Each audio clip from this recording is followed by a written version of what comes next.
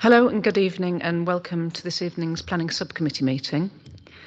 I'm Councillor Sarah Williams, Chair of the committee, and we also have with us tonight.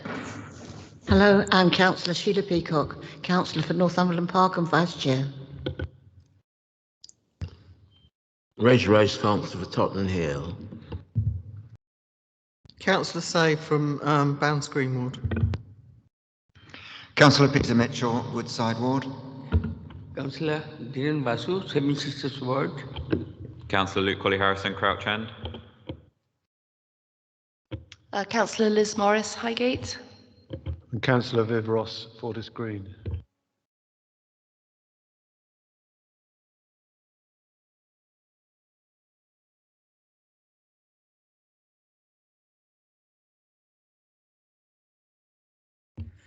And we have officers present this evening as well. If you'd like to introduce yourself, please. Ed Selepneff, Legal Advisor. Rob Szosowski, Assistant Director for Planning, Building Standards and Sustainability. Roger McKnocker, Head of Development Management. Matthew Gunning, Team Leader. Fiona Ray, Principal Committee Coordinator.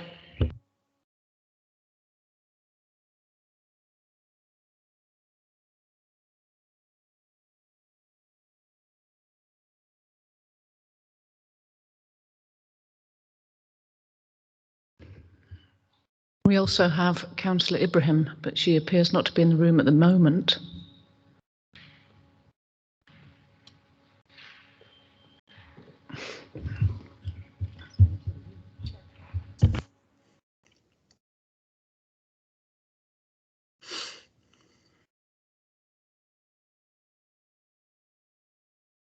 So just bear with us for a moment while we locate.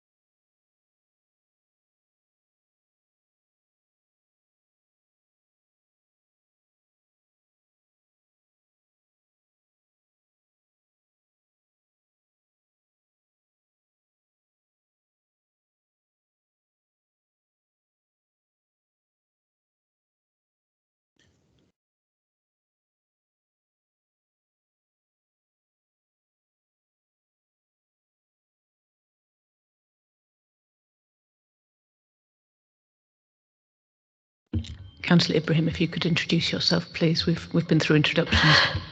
Sorry, I was just chatting with one of the officers outside. Councillor Amina Ibrahim, Councillor for Knoll Park Ward. Thanks. We also have officers in attendance virtually who will introduce themselves when relevant. This meeting is being recorded. All registered speakers should be aware that they will be recorded for live or subsequent broadcast via the Council's internet site or by anyone attending the meeting. And in the planning protocol, members and speakers are requested to note the information set out at item 2 on the agenda. I've received apologies for absence from Councillor Adamu, and there are no items of urgent business. Do members have any declarations of interest, please? Yes, Councillor Mitchell. Thank you, Chair. On agenda item 8, Wood Green Social Club, I just wanted to report that 2 residents approached me about this application. I made it clear I couldn't offer any comments on the proposals, but I did agree to write and request that it came before a meeting of the committee for determination. Thank you. Thank you, Councillor Mitchell. In your pack pages 1 to 12, you'll find the minutes. The last meeting on the 6th of December. Are those any comments or are they approved? Agreed? Thank you. So we'll go on to item 8, HGY 2021-2031, Wood Green Social Club, 3 and 4 Stewart Crescent, N22 5NJ. And over to the case officer, Matthew Gunning.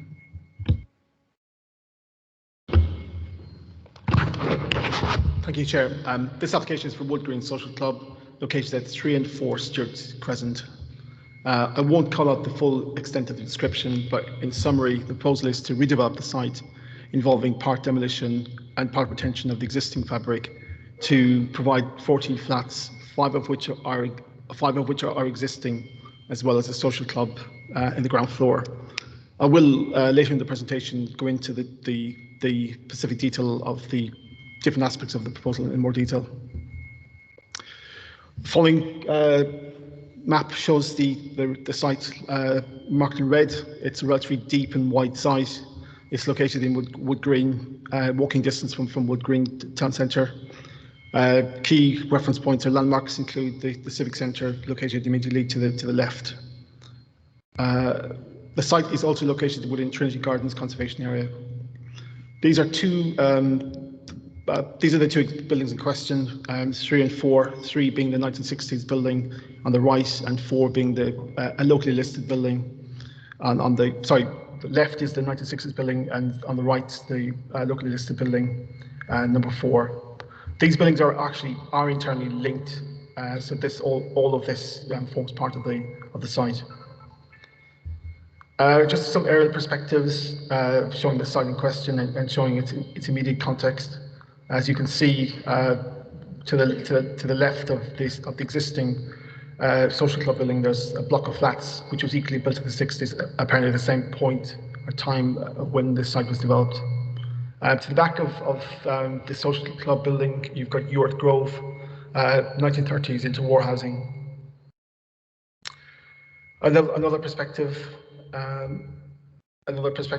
showing Stewart Crescent. Stewart Crescent, as you can see, has handsome Victorian properties, 3 stories in height, faced in stock brick.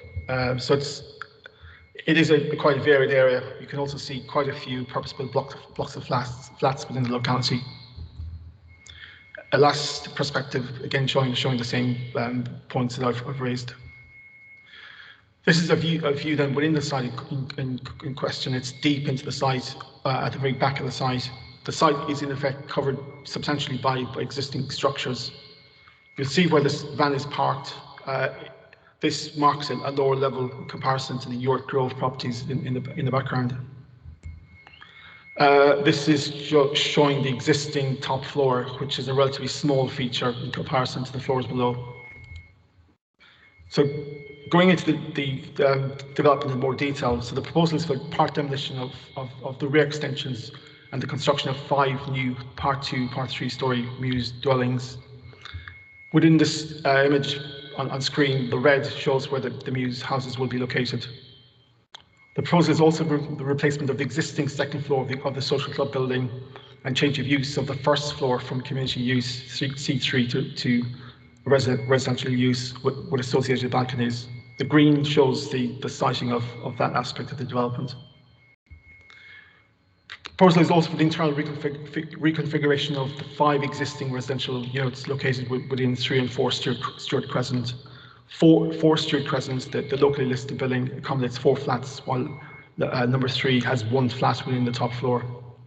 The scheme will result in 14 residential units overall, as indicated, 9 new and 5 proposed. A substantial amount of these units will be new. Specifically 7 family-sized units. In the image before you, the muse units at the back are family-sized units, as well as the locally listed building, which has been divided vertically into two properties. The scheme also includes associated landscaping. You'll see the green kind of denotes some of the landscaping elements. There's a large courtyard space created between the muse development and the back of the locally listed building. This drawing shows the front elevation of the development facing Stuart Crescent.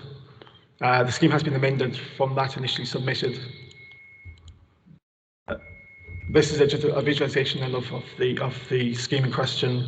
So in effect, keeping the two base floors, the two lower floors of the building, taking off the top floor, which is currently faced in slate, and then introducing a recessed floor. This elevation was amended during the application process, specifically moving away from a dark grey colour, which was proposed as a render to the existing brickwork. Some mullion details have been introduced around the glazing to kind of break up and minimise the size and extent of the glazing. This perspective then shows the development in its totality, the three different elements, the large building with the array of PV panels is the main building itself, the 5 muse units at the back, and then the locally listed building to the front facing Stuart Crescent. Just a perspective then of the sides of the main building itself, a view of the other side, some cross sections. I'll just point out that these drawings are within the pack before you on page 48, if you want to see them in a little bit more detail. So just running through some of the key issues which are highlighted in the report before you. Looking at the issue of principal development, the issue of loss of community space has been addressed in the report before you. It's pointed out that the size and day-to-day running of the existing space is not viable.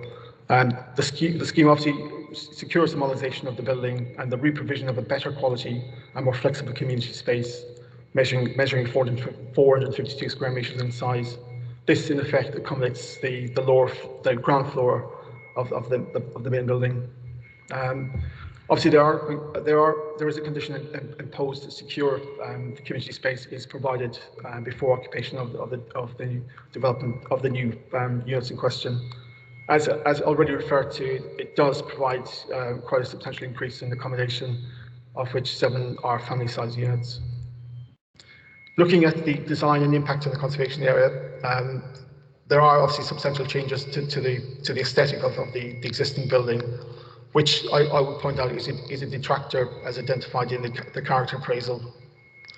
As also alluded to, amendments were made to the scheme during the application process to enhance its appearance.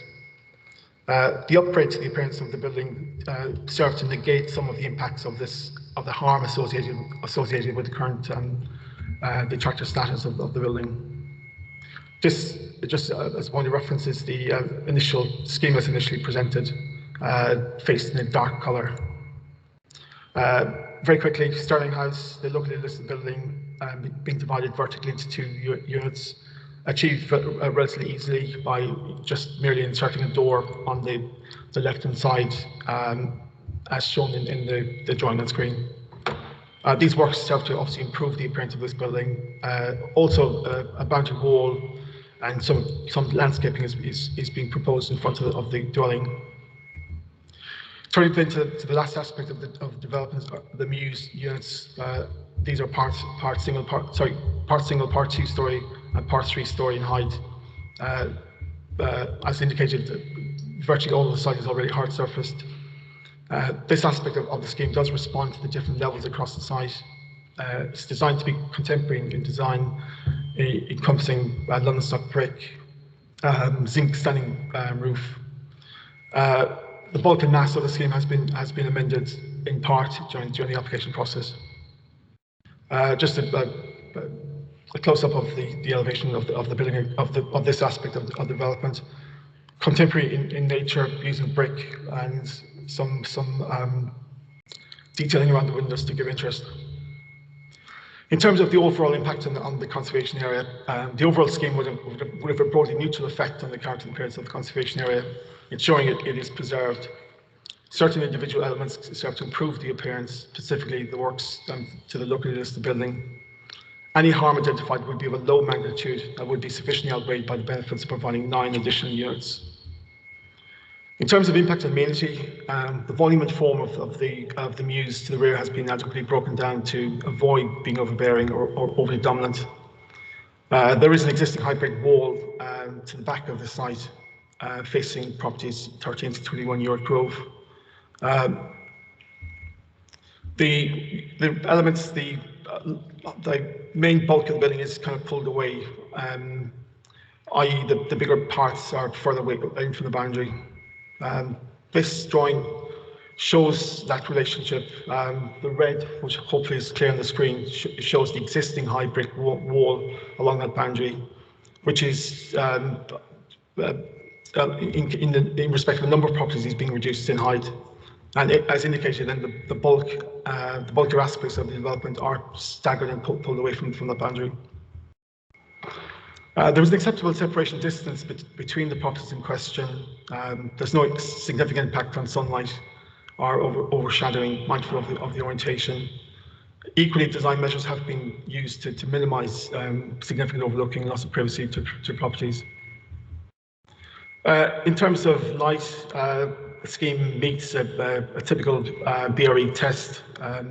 This is a 25-degree angle test, which shows that the bulk and height doesn't obstruct an angle as drawn from a certain height. In terms of energy and sustainability, I mean, by virtue of a large amount of the building being retained, this represents a saving in terms of the reuse and retention of embodied carbon. The scheme also achieves a 65% reduction in CO2 emissions. It also incorporates renewable technology in the form of air source heat pumps and PV panels. The air source heat pumps are being provided in respect of all of the units, not just the new. Last issue then is just parking. 5 parking spaces are provided, as shown in the drawing before you, 3 of which are external and 2 which are at lower ground level. The scheme is required to be car-free, and a contribution of £4,000 towards the amendment to the relevant traffic management order is required. 32 cycle spaces are provided in the purple area, as shown at lower ground level. Deliveries and services in connection with the existing club and the new club would be very similar. And lastly, the location of bins for collection are within 10 metres from the point of collection. Overall, the application is recommended for approval subject to conditions and a Section 106 legal agreement securing car-free, as well as a contribution towards the amendment of the relevant traffic management order. Thank you, Chair. Thank you. Do any members of the committee have any questions of clarification on the report? Councillor Mitchell. Thank you, Chair. So you said in relation to the Mews houses that they were part single, part 2 and part 3 storey. I can't see any part that's single storey. And in terms of Mews 1 to 4, I mean, they're each spread over 4 floors, one of which is in the basement. So again, I can't see how they're part 2, part 3. They all seem 3 stories above ground to me. Can I also point out that on the floor plans that we have on pages 49 and 50, we're missing one, because for Mews houses 3 and 4, there's another floor on top, which is the living room and external terrace, and we don't have that. The last one on page 50 at the top is not the top floor for houses 3 and 4. Can I also ask, you said there was acceptable separation distance. I wondered if you can clarify what the distance is between the rear terraces of the Mews and the rear properties in Ewart Grove. And also, what's the distance between the flats at the rear of number 3 and the Mews houses? Because certainly on the drawings submitted with the application, it looks really close. And the flats have got balconies, which appear to be very close to the windows on those top floor living rooms, but I couldn't see what the distance was between them. You also referred to what's there at the moment in terms of the height of the wall at the rear of the social club. And I wasn't clear. The report seems somewhat contradictory on that. So paragraph 629 on page 26 says that the Mews houses are going to be lower than the existing buildings. But then in paragraph 632 on the same page, it says they're larger. So could you clarify how it compares with what's there at the moment? On parking, I mean, you refer to the fact that, as in the addendum, it says it's now car-free. But in the report that we've got, top of page 34, it concludes it would be unreasonable to request that car parking permits be restricted. So I was just questioning why that's been changed to what's now proposed, that it's car-free. And just finally, you referred to the bins.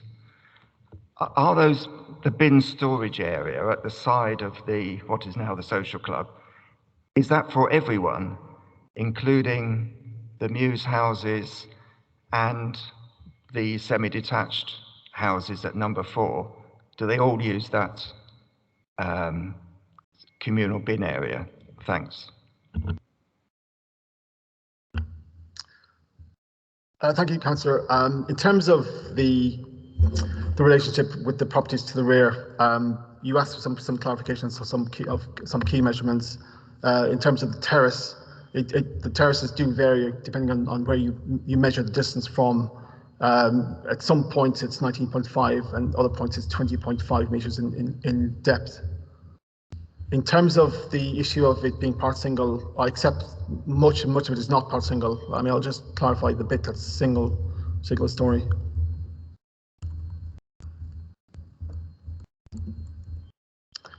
If you see this image on screen, in effect, it's the very extremity on the left, which is single story.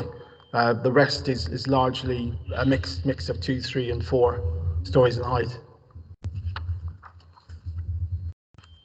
Might be worth just explaining what that single story bit is. It's part of that. N1 is in effect Unit 5, so it's the bit in white in effect is the ground floor, and then the first floor elements is in the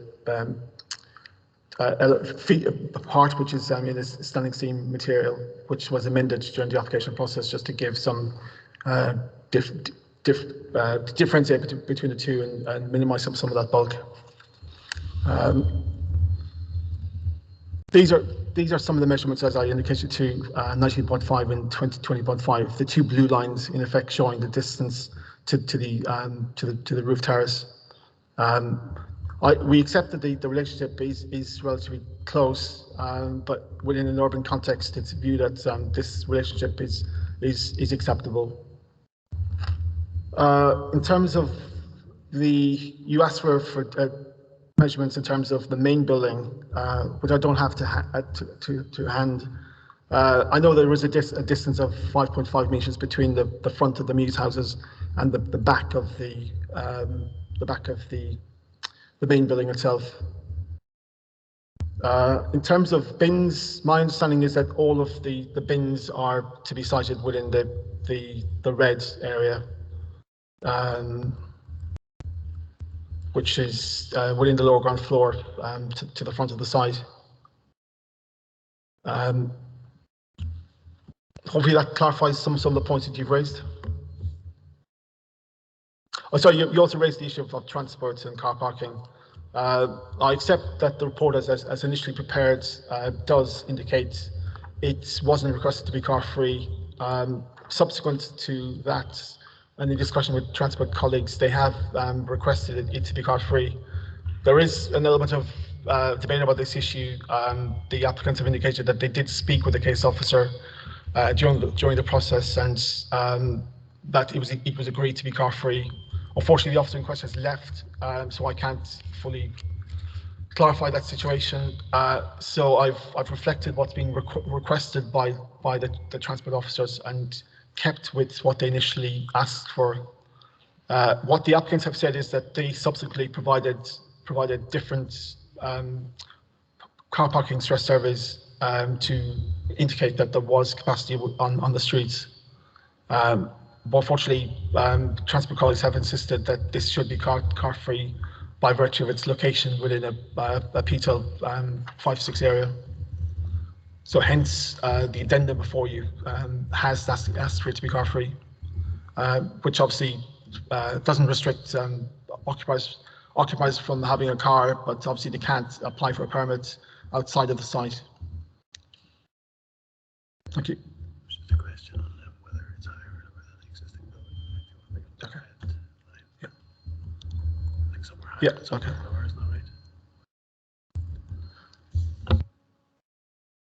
So, in terms of your issue about the heights being lower and so on, I mean, it does obviously that does really depend on where you take those measurements from. This, for instance, is one cross section shown on the screen, which hopefully you'll be able to see where the red line is. So in effect, there that cross section you can see in effect 4 stories, basement, ground, and first and loft space. The ground obviously in that image is kind of is lower than the ground in respect of the York Grove properties to the back. I think there's another similar perspective. Yeah, here's another one again showing that relationship. So it does we accept, depending on where you stand and look at the scheme, it does vary across the development. But I think as indicated, we feel that the fact that the wings, for instance, that you see projecting out are chamfered and broken down, and that the fact that the main kind of form is pulled in from the boundary, we view that relationship to be acceptable, particularly in an urban context where densities are required to be built. Housing is meant to be built at higher density. So overall, notwithstanding that we accept that there will be a change as in relation to the properties to the rear, as in terms of what they can see, we view that the resulting relationship to be acceptable. Councillor Mitchell. Yeah. So just to clarify on the drawing we've got there now, are you saying it's the 5.5 metres that you mentioned? That's between the rear of number 3, Stuart Crescent, and the front of the Mews houses. I mean, it certainly looks narrowed on that drawing.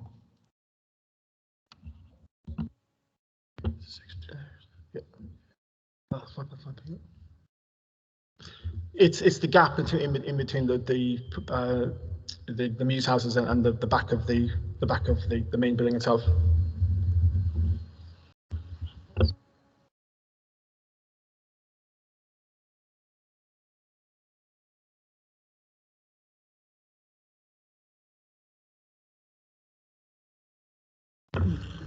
Yeah, should I just clarify on that point? Yeah, if you compare that section to the floor plan on page 49, you're looking through the single-story block on the right of that ground floor, which is closer than the 5.5. So I think that changes that relationship slightly.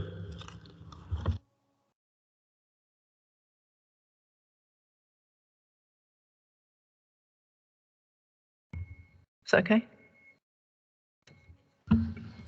Well, I'll leave that point there.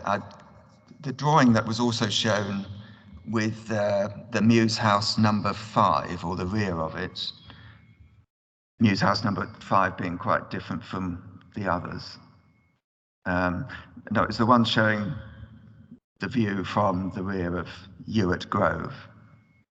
Yeah, I mean that's the following image might shows the end house. Shows it is single story in part, and then 2 stories.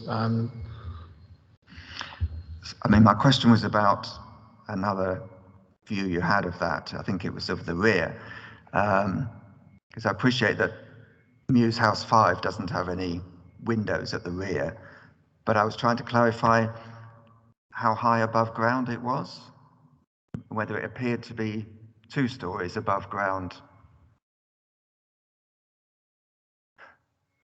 In terms of, let me just check. In terms of this relationship, where you see the red line, this is to the back of properties 13 and 15. My understanding is that they see a current wall which is 3.4 meters high. In effect, the white base that you can see in this drawing, and then the extra increase will in total will be 6.4 meters. So the difference between those is the increase. That aspect was changed during the application process. It was initially full first floor, which sat mirroring the ground floor, but they have reduced it to minimize some of the extra bulk as seen in relationship, particularly in relation to number 13. The garden which this would face onto is 17.5 meters deep. So yes, you are seeing an extra bulk at the back of your garden, but notwithstanding, the garden is of reasonable depth to mitigate against such impact. Thanks. Councillor Rice. Yeah, in respect of page 34 in the part at the top there, where it talks about no car-free space would be allowed, and then you change it further on. Are you now going to amend this paragraph at the top of paragraph 34, subject to anything that the committee might want to say about having car-free zone? Because I always think this is a bit unfair. One generation binds any other. You can never have a car on that site. It seems rather a crude way of doing a business. And I just want to ask about the locally listed building. I'm not clear what particular features of that building does the listing apply to? In terms of your first issue, the addendum before you does clarify that the scheme is required to be car-free. As indicated, transport colleagues feel that the scheme should be car-free by virtue of its high PTEL. So the addendum before you reflects this, and also my presentation does make clear that the recommendation before you is subject to conditions and subject to a 106 agreement. In terms of the issue of the locally listed building, it's locally listed. It's not statutorily protected. Statutorily protected are grade 1 and grade 2. So this is neither. But obviously, for purposes of planning applications, a locally listed means a building of importance, something that's certainly important to the conservation area. The extent of the changes are modest. In effect, just inserting a door on one part of the elevation. Slight changes were made. They were inserting another window on the front elevation, which wasn't seen to be sympathetic. As indicated, they are introducing a front boundary wall and some low soft landscaping in the front garden, which are small changes, but they do serve to improve the appearance of the building. Lastly, there is quite a sizable there are sizable structures within the back, to the back of the locally listed building, which are being removed, and by virtue of the removal of those structures, that does again serve to improve the appearance of the building. And just to clarify on whether we need to amend the report or not, that as Matt has said, that is covered in the heads of terms that we would now be making this subject to 106 to secure that. So that is set out in writing, and it'll be clear what a decision was made on. We could also minute that paragraph 6.69 is amended to conclude that it's not unreasonable to secure that through a section 106. But we can also agree not to accept it, can't we? No. Yes, and yeah, that would just be recorded in the minutes. Yeah, as any diversion from the officer's recommendation would be. Thanks. No more questions on the report. Then we have some objectors here. I'm not sure. Do we have Joel Gershenson here? No. So we have Ben France and Anisha Noonan. And are you both speaking? Okay, so that's 3 minutes when you're ready. And Fiona will time you. Thanks.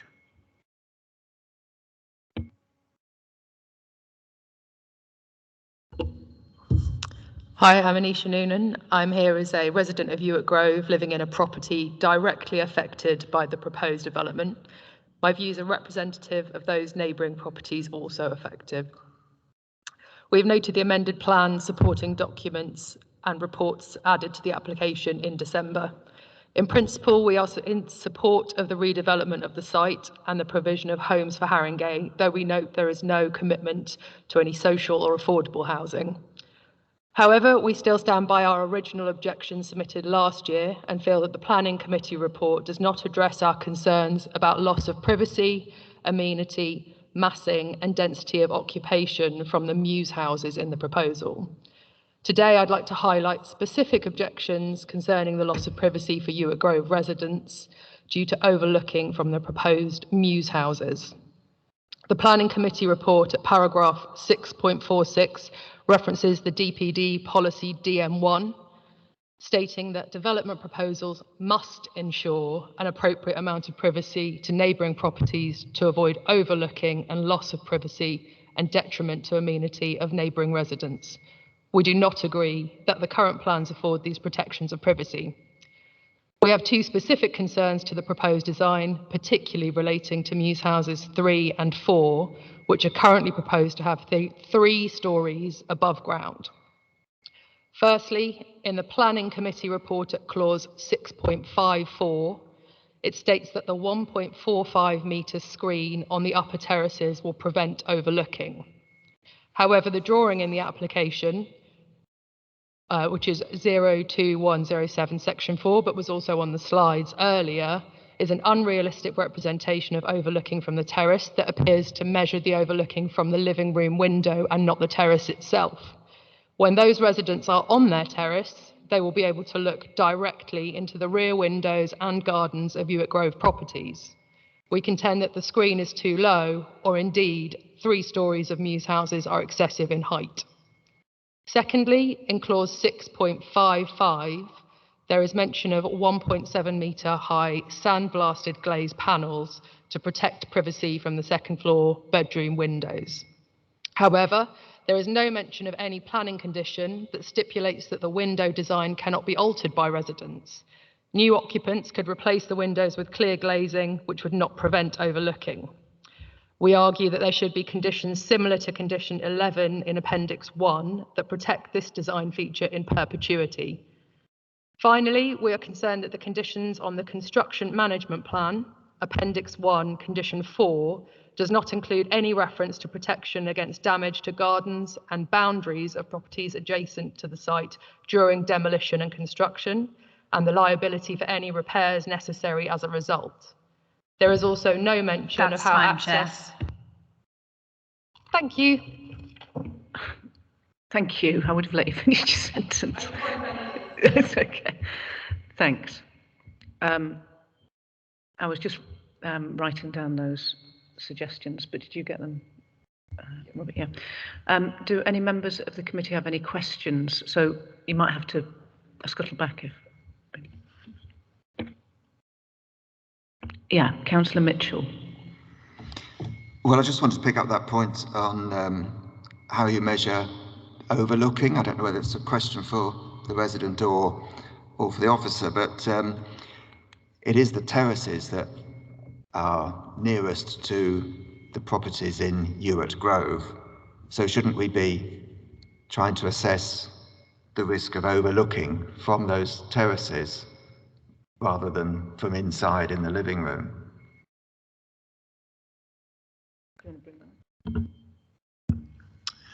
Yes, we've assessed both window to window and the terraces. The key point on the terraces is that screening, which prevents views and we therefore think we have got sufficient safeguards in place to do that. The suggested condition to secure the screening for the 1.7 high screen would be something I think that wouldn't be unacceptable to supplement condition 11, which already secures some of the screening. And there is a condition relating to permitted development rights, which covers extensions to the roof, but again, we could include reference to additional clear windows in that to include those additional safeguards as suggested. Could I ask about the for a response regarding any damage during construction works? Yes, thank you, Chair. That would be a civil matter, so that would be covered under the Party Wall Act or as a civil dispute. So that's outside of the planning regime. The CMP can only mitigate the impacts that are set out there. It couldn't go into those issues that are covered under other legislation. Any more questions from the committee? Yes, Councillor Mitchell. Can I just pick up the point that was made about the absence of any affordable housing? Do I take it that the rules that say there should be some affordable housing if there's more than 10 units doesn't apply, even though we have got 14 units being provided, but I'm fearing it's based on the net increase. Is that the case, why we can't address anything about affordable housing? That's correct, Councillor. In summary, there's at the moment there's 1,100 square metres of development across the two buildings. There's a rough ballpark increase of 800 square metres in connection with the new floor space. So the 800 is obviously smaller than the 1,000 square metre requirement, which is the threshold for securing affordable housing. So in effect, that's the principal reason why the scheme remains a minor and not a major.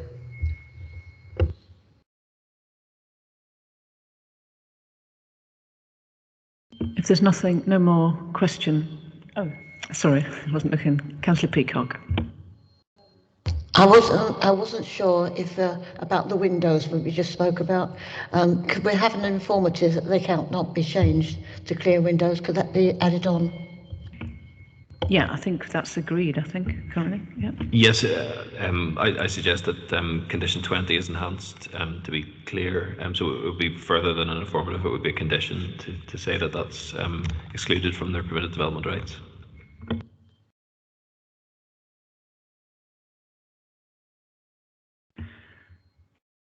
Okay, if there's no further questions, because we had an objector, the applicant has 3 minutes to respond. If you'd like to introduce yourself, please. Well, thanks. Thank you, Madam Chair. My name's Glyn Emeris Architects. I'm the principal designer on the scheme.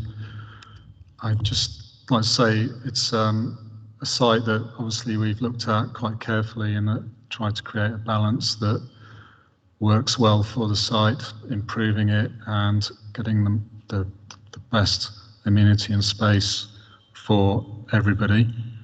I realise that it's not going to please everybody, but that's one of the reasons why we have obviously the councillors and the planning officers to comment on things, and we have responded. And I hope that when I showed the councillors around, they got a very good view of what the site was and how it worked. I'd just like to pick up, I suspect one of the reasons why there's this mix up in numbers of stories is because the existing building is actually higher than a story. So I suspect Matthews may have said a story rather than 2, or it's roughly that. And the development at the back, our development, is on the north side of this lady's houses. So we are, again, very careful about light into your gardens, and I do actually understand these things in the trying to, as I said, be sensitive about it and the screening that's being proposed. One of the points that was just dropped in at the last minute was about parking, which the member in the corner mentioned. Our client would obviously like to leave the amendment leave it as it is in clause 6.69. He asked me to mention that, and the other thing is that this is actually quite a low level of additional area. It's only 1150 square feet, not meters. So just wanted to make that point. Thank you.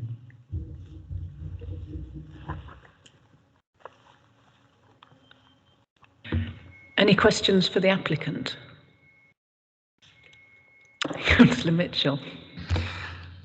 Well, there was one other issue I wanted to raise, which was how can the Mews houses be M42 adaptable, which is a condition that's set out in paragraph 642. I can see that they've got level access, although there are steps between 1 and 2 and 3 and 4. I assume they're proposing to use the very narrow entrance at the side of 4 Stuart Crescent, but I can't see how they could be adaptable. I mean, these houses mostly are spread over 4 floors. How could they be adaptable short of having a lift installed?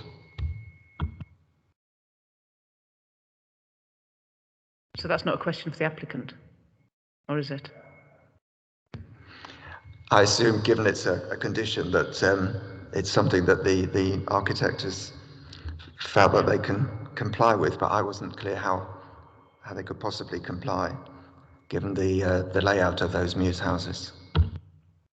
Would you like to respond to that, Mr. Emrys?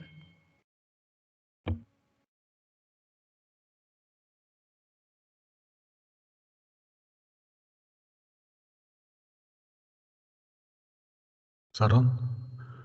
The houses will always be able to be adaptable. It's a question of when and what degree and how or what it's used for or by. In particular, actually, the locally listed building houses also have the opportunity to be adapted. So it's something that can be done. I'm not saying it's necessarily dead easy, because I've seen examples of housing that is supposed to be dead easily adaptable, and it's actually almost impossible to live in as a person who doesn't need it adapted. So I think at the right time it could be done so. Thank you.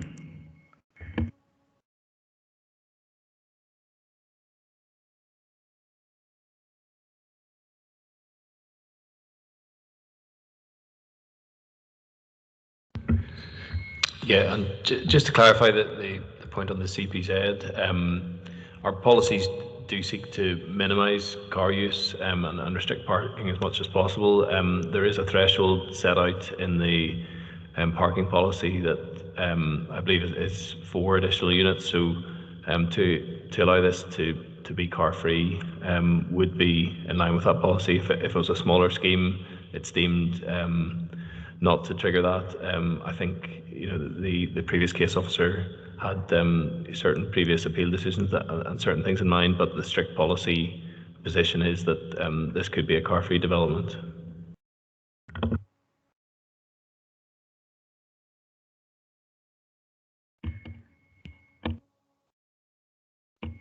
Any further questions from any members?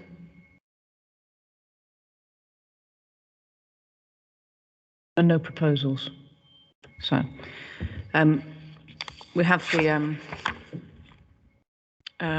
recommendation, which is to grant. So all those,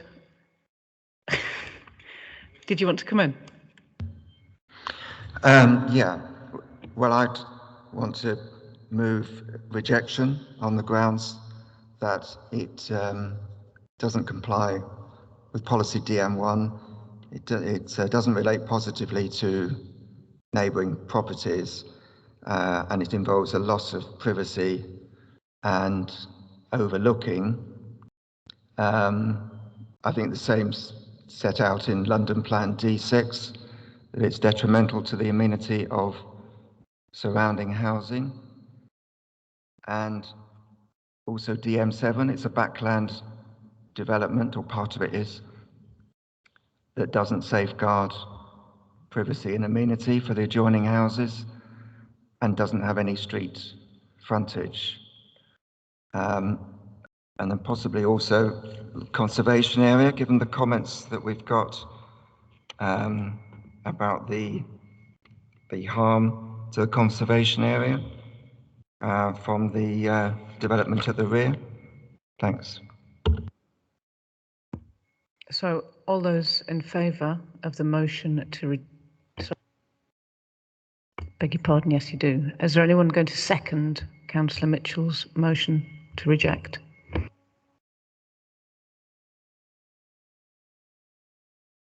Councillor Mitchell, that falls then without a seconder. So all those with the recommendation to grant, we move to the resolution to grant planning permission. All those in favour of granting planning permission, please show now.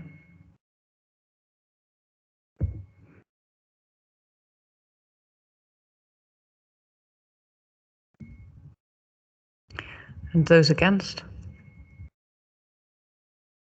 And any abstentions?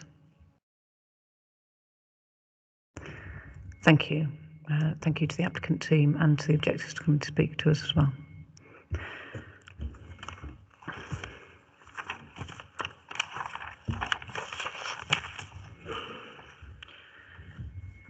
We move on to item 10, HGY 2021-2882.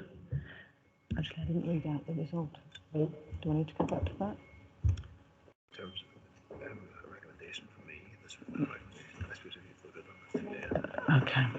Land adjoining Remington Road and Pulford Road. And we've got Tanya. Is she with us in person? next is Springbrook. What? Oh, beg your pardon, everybody. I've skipped a page. Sorry about that. How did I manage that? Item 9. Sorry, Tanya. We've got HGY 2021-2283 and 2284 Printworks. And we have Philip Elliott presenting. We've got the applicant team with us in person, I think, Richard Serra and Ian Lawrence, and a couple online also. So when you're ready, Philip.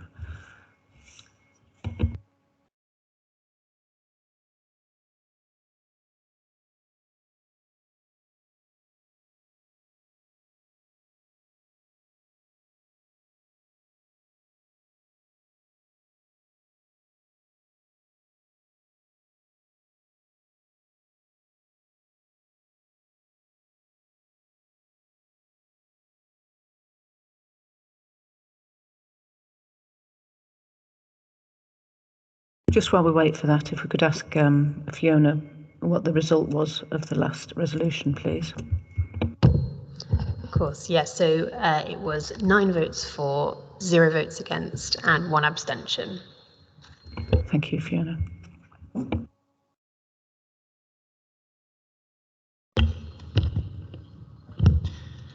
Okay, so this item concerns 2 linked applications for planning permission and list the building consent at 819 to 829 High Road.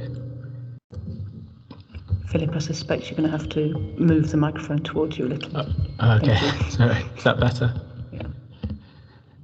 Planning permission is sought for the demolition of the buildings and structures to the rear of 819 to 829 High Road, as well as the demolition of 829 High Road. This is to enable the site to be redeveloped to provide a residential-led mixed-use development comprising 72 homes, flexible commercial, business and service uses, or use class E, 5-screen cinema, as well as hard and soft landscaping, parking and other associated works. The proposals would include the change of use of 819 to 827 High Road to accommodate the new commercial uses and the cinema. The associated application for listed building consent relates to internal and external alterations to 819 to 821 High Road, which are Grade 2 listed buildings. And they also include the reinstatement of a hip roof, demolition works to the rear, works to enhance the facade, and related external works and internal alterations. So moving on to the site, this slide shows the site edged in red. It falls within the NT5 High Road West site allocation, which is shown here with a dotted pale blue line. This slide also shows other key locations nearby, such as the Goodyard site to the west, the Peacock Industrial Estate immediately to the west, White Hart Lane to the south, and the High Road immediately adjacent to the east. So the existing condition of the site, this slide shows the site as it exists currently. It shows the large buildings to the rear, which would be demolished, and gives an indication of the current condition of the buildings and hard standing within and around the site. It also highlights the statutory listed buildings to the southeast corner of the site. And you can just see them just within the red line, those orange buildings there.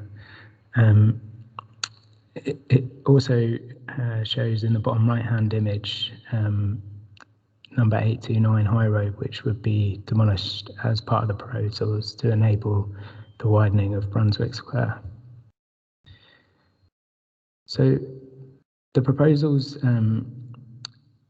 include the demolished buildings to the rear would be redeveloped in a series of new buildings based around two courtyards, which would provide active frontages to Brunswick Square, Percival Court, and to the existing Peacock Industrial Estate to enable it to be incorporated into a future master plan. In the interim, it would be set back from a boundary wall to safeguard the estate and the residential amenity of the proposed units.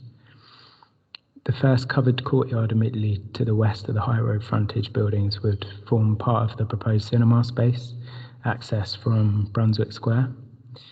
The second open courtyard would provide private communal open and play space for the proposed homes that would front it, with access also to the proposed homes in a smaller block fronting Brunswick Square. A small basement car parking area would sit under the western part of the proposed Printworks building and would be accessed from Percival Court. The buildings would extend from 2 stories at the High Road frontage to a maximum of 7 stories at the northwest corner, which you can see on the left-hand image. The remainder of the proposed scheme being at lower heights, notably 6 stories in the southwest corner, 5 stories along the western boundary between these corner blocks, and then the heights transitioning downwards towards the High Road. The proposal includes the change of use of the ground floor of the existing High Road buildings to form part of a proposed cinema, and the conversion of the upper floors to a different number and mix of residential apartments. The proposed cinema and ancillary spaces would extend back into the site, and there would be a number of flexible commercial units on the ground floor with new housing above. The cinema would be an appropriate use and scale, as it would activate the High Road frontage and would help to meet the leisure requirement of the NT5 site allocation. It would also complement the approved cultural quarter on the other side of the High Road at Northumberland Terrace.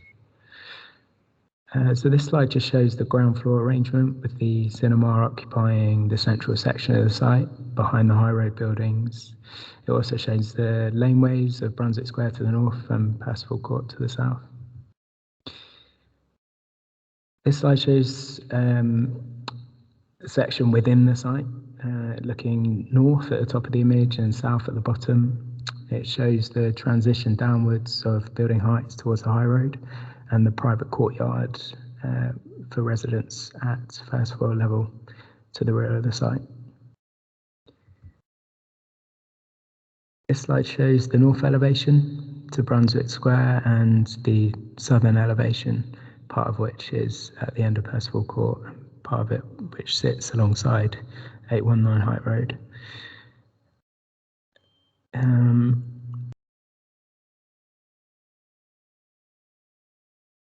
And the next slide. This slide shows the high road elevation with,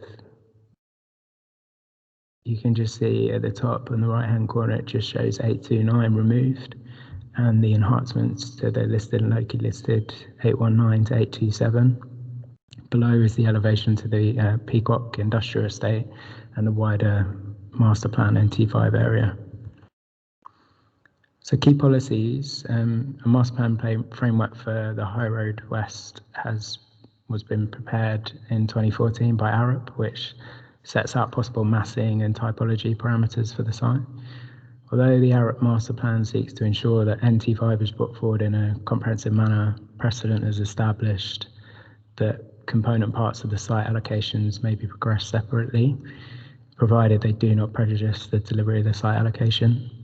The other key designations listed on this slide highlight the presence of heritage assets in and around the high road, but also the potential for regeneration and growth to the west. So this is just a snippet from the Arup master plan. It relates to the site. It mentions heights of 3 to 6 stories and the need for a transitional scale from the high road to the new development. The proposal itself largely adheres to these parameters, albeit the tallest part of the proposal at the northwest corner would exceed the master plan heights by 1 story. This slide just shows master plan scenarios, so it shows how the proposal would integrate with the existing situation with the Peacock Industrial Estate as it is today, but also a future master plan scenario where access to the estate would become a street. This slide specifically shows those distances to the existing Peacock Industrial Estate. It shows the interim solution whereby residential amenity would be protected by the boundary and screening to the western boundary. Further details of this are required by condition 21 to ensure that a satisfactory internal noise environment for the approved homes fronting the estate would be secured. The western elevation would be pulled back from the boundary by between 2.3 and 4.3 metres, with the larger distance being at ground floor level. The proposal would provide 72 new homes. The proposals include 23 1-beds, 35 2-beds, 13 3-beds, and 1 4-bed home. 74% of the proposed homes would be at least dual aspect. There would be 5 east-west facing single aspect homes, as well as 1 south-facing single aspect home. There would be no north-facing single aspect homes. This slide also shows the plant and parking at basement level and the location of the commercial and cinema uses at ground floor level. The bin stores and some of the 2-bed homes are also shown. So 23 of the 72 homes would be affordable, which equates to 35% by habitable room. 16 of these would be intermediate market units and 7 would be low cost affordable rent. As part of the associated legal agreement, Harringay Council would be offered first rights to purchase all the low-cost rented homes, 3 of which would be 3-beds, with 1 of them being a 4-bed home. The affordable homes would be located throughout the development and there would not be any clearly demarcated entrances for different tenures. So Historic England makes no comment on the proposals, but advises that the local planning authority should seek the views of its specialist conservation advisors. Officers are bound to consider the strong presumption against granting permission for development that causes harm to the setting of a listed building or to a conservation area in line with the legal and policy context. The proposed scheme would retain and enhance the 2 listed buildings and 3 locally listed buildings within the site and improve their setting. Overall, it would have a positive effect on the character and appearance of the conservation area. The demolition of the locally listed building at number 829 would result in the total loss of a non-designated heritage asset of some, though limited, heritage significance. This limited loss of significance has to be weighed proportionally in the planning balance. Officers consider that the resultant harm falls in the less than substantial category, and the resultant harm has been given significant weight. But in accordance with guidance in the NPPF, at paragraphs 202 and 203, it is considered to be outweighed by the substantial public benefits that are shown on the next slide. This just gives an indication of some of those public benefits, such as securing the long-term future of the listed buildings and better revealing their significance and enhancing the appearance and setting within the conservation area. The delivery of family and affordable housing, new high-quality entranceway to Brunswick Square, better townscape legibility, a meaningful contribution to North Tottenham, new investment of visitors, employment opportunities, a catalyst for investment and further regeneration, new homes bonus and council tax revenue increases, and complementing the ongoing regeneration of Tottenham. So this next image just shows an indication of the existing situation. It also shows number 829 sort of in the middle of that picture there next to Brunswick Square, which is the one of negligible significance which is to be removed.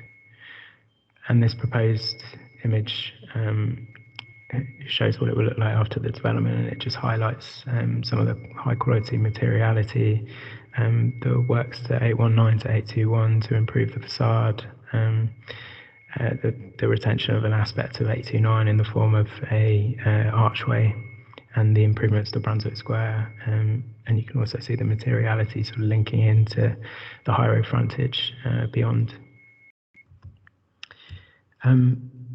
The servicing strategy has been designed to work in isolation and work even when the wider master plan comes forward.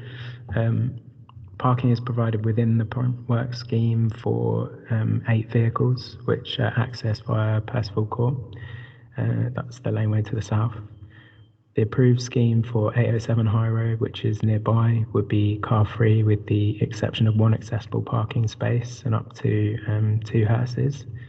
If a funeral director was to occupy the commercial unit within this nearby development, when the 2 sets of figures of vehicle movements for 807 High Road and the Printworks proposals are combined, up to 10 outbound and 3 inbound movements could realistically be expected in the AM peak hour, with 5 and 7 being the equivalent PM peak hour figures.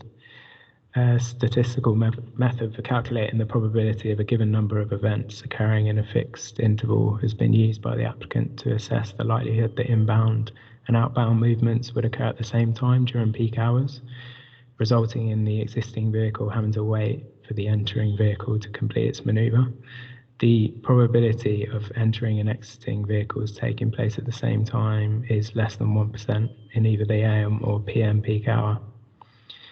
In the unlikely event that vehicles do meet, there is ample space within Percival Court to allow exiting vehicles to reverse a short distance, to allow an entering vehicle to pass without requiring entering vehicles to wait on the high road or reverse onto the high road. So this next slide just shows basically what I've just talked about and some swept paths for a vehicle entering Percival Court and using the basement car park. It indicates how vehicles would be able to enter and exit the car park and Percival Court safely, showing the sort of space available. So just a bit on obligations.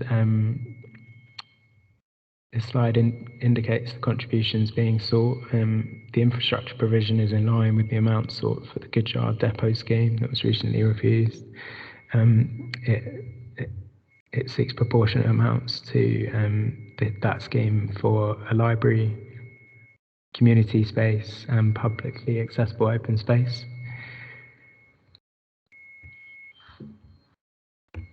Councillor Rice. Yeah, thank you, Chair. I find it's an incredible difficulty in following what's being said. First of all, I can't hear the speaker particularly well, and there's a high-pitched noise going on for the last hour or so.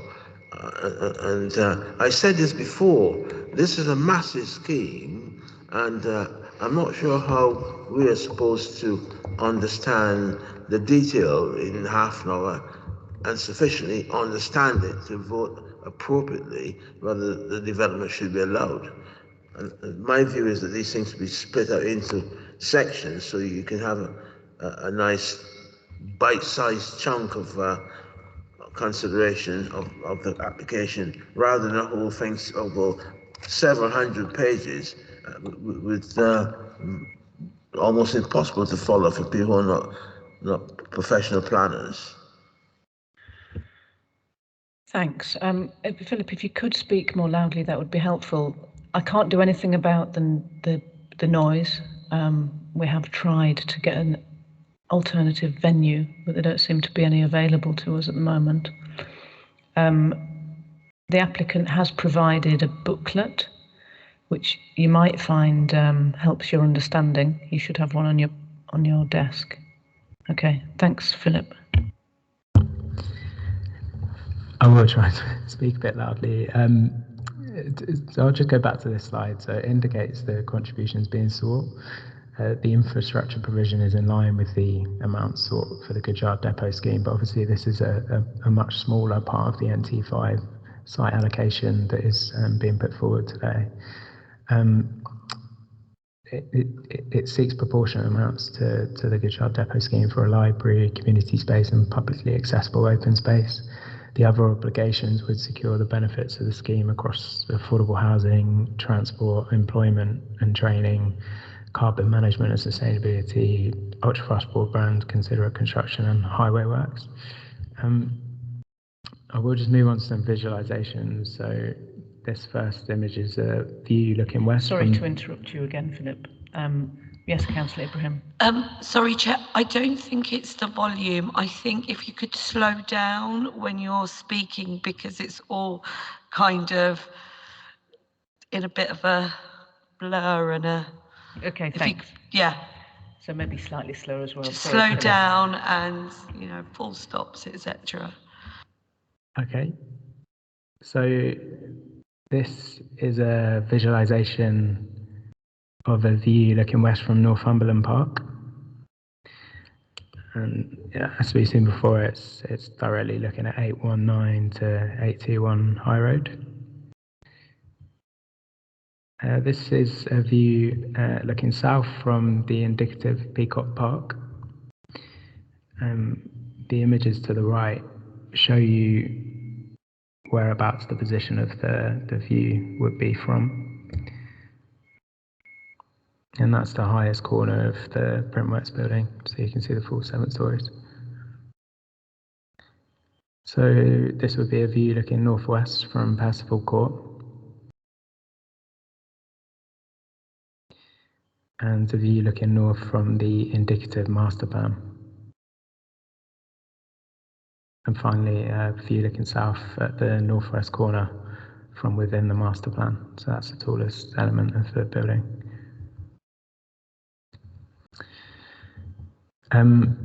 So in summary, the proposal would deliver new, well-designed homes, as well as commercial spaces and a cinema. It would safeguard the industrial uses on the Peacock Industrial Estate in the interim and deliver a mix of small and family homes, including affordable housing, whilst optimising the potential of the site. The architectural materials would be of a high quality, and there would be several public benefits, including heritage benefits, financial and non-financial contributions, and seal payments. So that's the end of the presentation. The recommendation is to grant, subject to those conditions and the signing of the associated legal agreements. Thank you. Thanks very much. I can see Councillor Corley-Harrison indicating Councillor Morris, Councillor Mitchell, Councillor Say. Thank you. So Councillor Corley-Harrison. Thanks, Philip. I suppose more points of clarity. So I think in the pack it says that Haringey will have first dibs on, was it 5 potentially social homes? But I think in your presentation you said all of the affordable. Perhaps I misheard. If you can clarify on that, and then if there is a restriction on how many Haringey can buy, why? And also where they would potentially be in the development, if you can answer that rather than the applicant. And then question on the widening of Brunswick Square. I'm just wondering where the extra space comes from for that and what it means for pedestrians. Is what's the width of the pavement going to be if we have a wider road? Is the development being set back slightly there?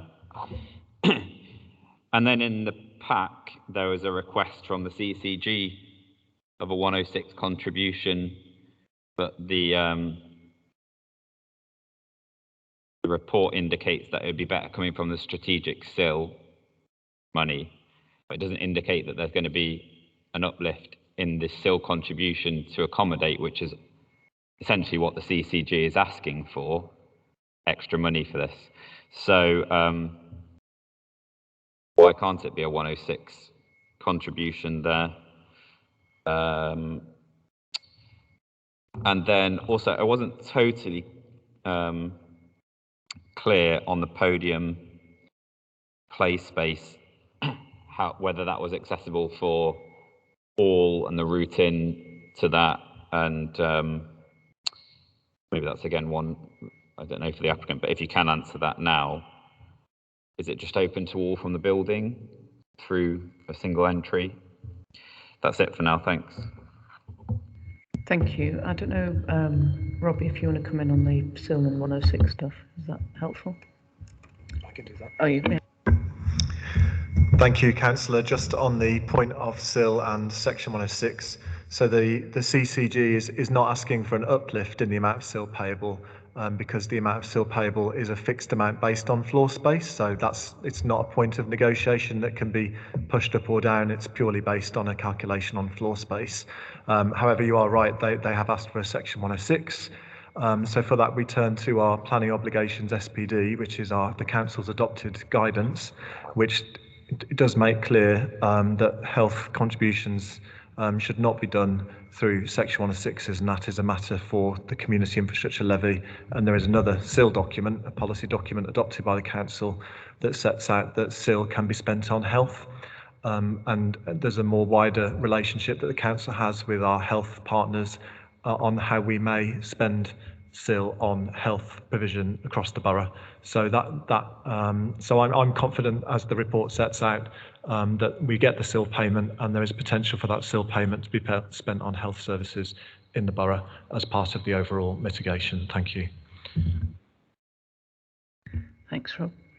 So there were the other 2 points. Chair, just before the other answers, can I just ask a very quick question just on that point? Yeah, sure. Is there any way that the council can almost provide its own obligation that the pact basically says there's not enough health provision if this application goes forward? The council needs to commit to it at some point. Can that commitment happen now, or does it have to wait for that later decision? So this committee can't commit to spending SIL monies. That is a decision normally for Cabinet.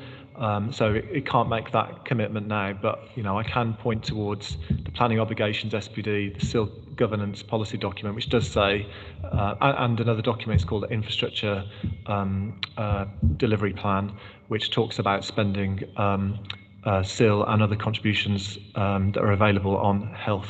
So there are already existing wider commitments from the council to spend on health, and I also have regular meetings with the health service looking at infrastructure planning. So this committee is not able to commit the SIL, but there are already existing policy documents which set that out. Thanks. So we have a question about the affordable and the podium play and the widening of Brunswick Square. Yeah, so on page 113, it details the tenure distribution, so you can see where the affordable units are. So there's 20 of them there. I think the first point you were talking about was the ones that are available for Haringey to buy, and all 7 are available for the council to purchase those. They have first option to buy those. Where are they was the question, Philip, if you couldn't hear that. Yeah, I think I might ask the applicant to help me out with that. I don't have that to hand at the moment in the documents I've got, so I wonder if later on. Mr. Serra, could you help us out with where the 7 affordable rent units are? Would that be possible for you to come up? Thank you.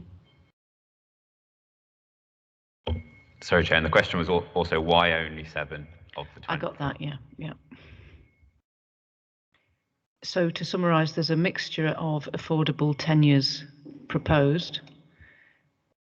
The report states that the affordable rent are given, that the council is given the first option on the affordable rent, but so the question is how many and where are they? And then the second part of the question is why not an option on all of the affordable? Thank you. So the affordable housing is distributed evenly through the affordable housing provision is distributed evenly throughout the building. There's no particular grouping to the different spaces, so it's across all of the unit sizes and is at different locations through the building. So without a sort of set of plans to hand, I can't sort of point them all out, but there's no clustering per se, and there's no specific core that they're assigned to. In terms of the provision of those units and their offer, I will hand to Richard Serra from Tottenham Hotspur. Thanks. Thank you. I think as is set out in the report, the offer is policy compliant. It's not unusual, as members will recall, for the applicant for the club to offer up some of the units for first refusal to the council. I don't think it's something that's absolutely required, but it's something that we choose to do to try and facilitate the wider regeneration of High Road West. Sorry, did I miss? Did you answer about all of it would then be offered up or just not all of it? I know it's policy compliant, but I think there was a question about whether we could have an option on all of it. As ever, it comes down to a question of viability and balance, and that's the number of units that we are able to offer in the context of the overall affordable housing offer in the absence of housing grant. Sure. Is that, go on, Councillor Collier Harrison. I was trying to reword my question, really, I suppose.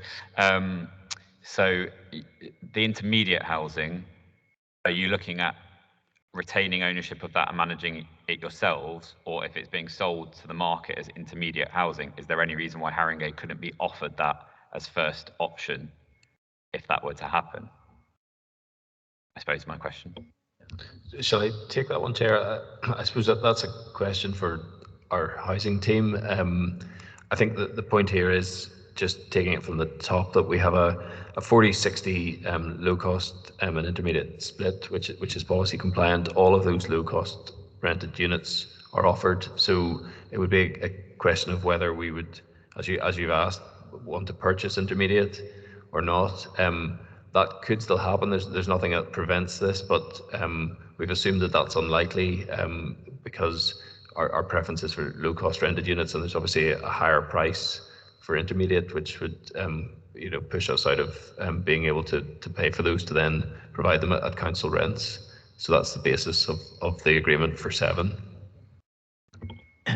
Would 7 that are sort of interspersed amongst the development not be particularly viable for purchase, being council operated anyway, and so purchasing more in one go would be better, would be a better option, and we're only talking about an option? Yeah, again, I think that there is potential for the 7 units to be clustered together.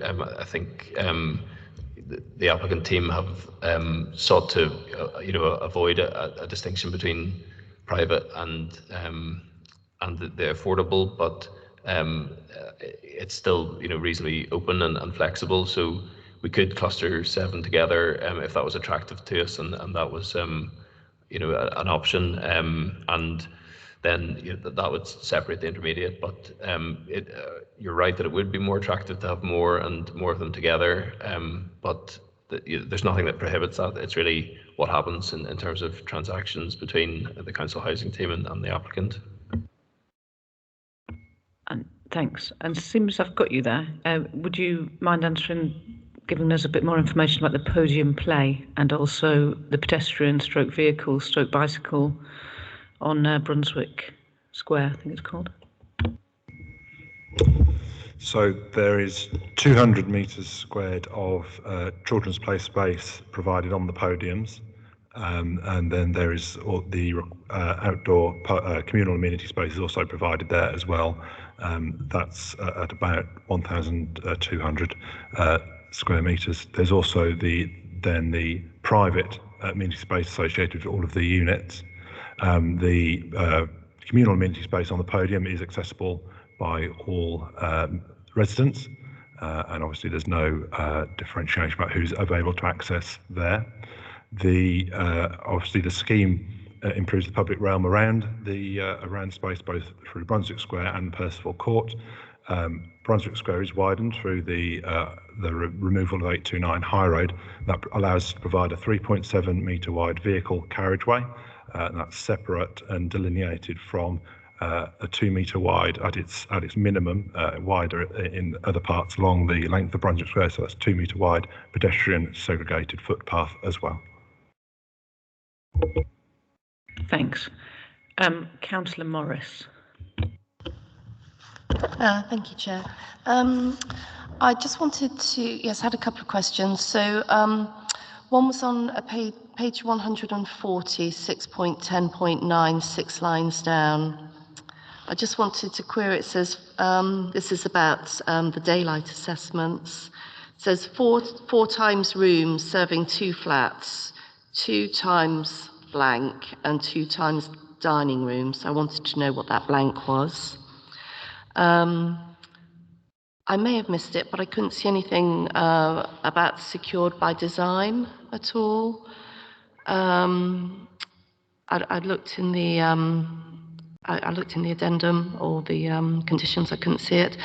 At page 193, it says that work will begin within 5 years, which seemed quite a long time. I thought it was usually 3. And then maybe just a query on the 3 and 4 bedroom flats. I think it's 19.5% of the units. I just noticed that the next application we're looking at, it's 39% of the development, 3 and 4 bedroom flats. And the previous application we've looked at 50%. So I was just wondering whether we're getting enough family units from the development. Thank you.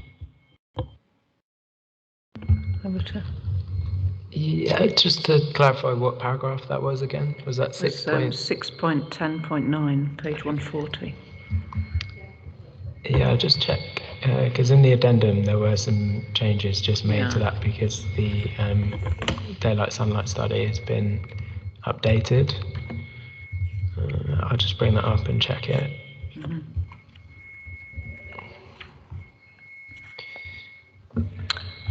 Shall I just pick up a couple of those other points while Phil has a look at that? In terms of the 5-year permission, that has been requested by the applicant across their sites within this allocation. We feel that it's reasonable to provide some time for future agreements with neighbouring landowners on how things can be brought forward. And that's why we've gone beyond the usual 3. The 19.5% family housing is a relatively high level compared to other private schemes that we've seen, and in this instance, it is a reasonably dense site, close to a town centre. So there is a limit on the market and the attractiveness for family housing in an area like this. The scheme next on the agenda is a council scheme, and probably one of the highest in terms of its proportion of family-sized units across the housing programme. So anything that is close to 20% on a private scheme is quite high, and often it's in the low teens.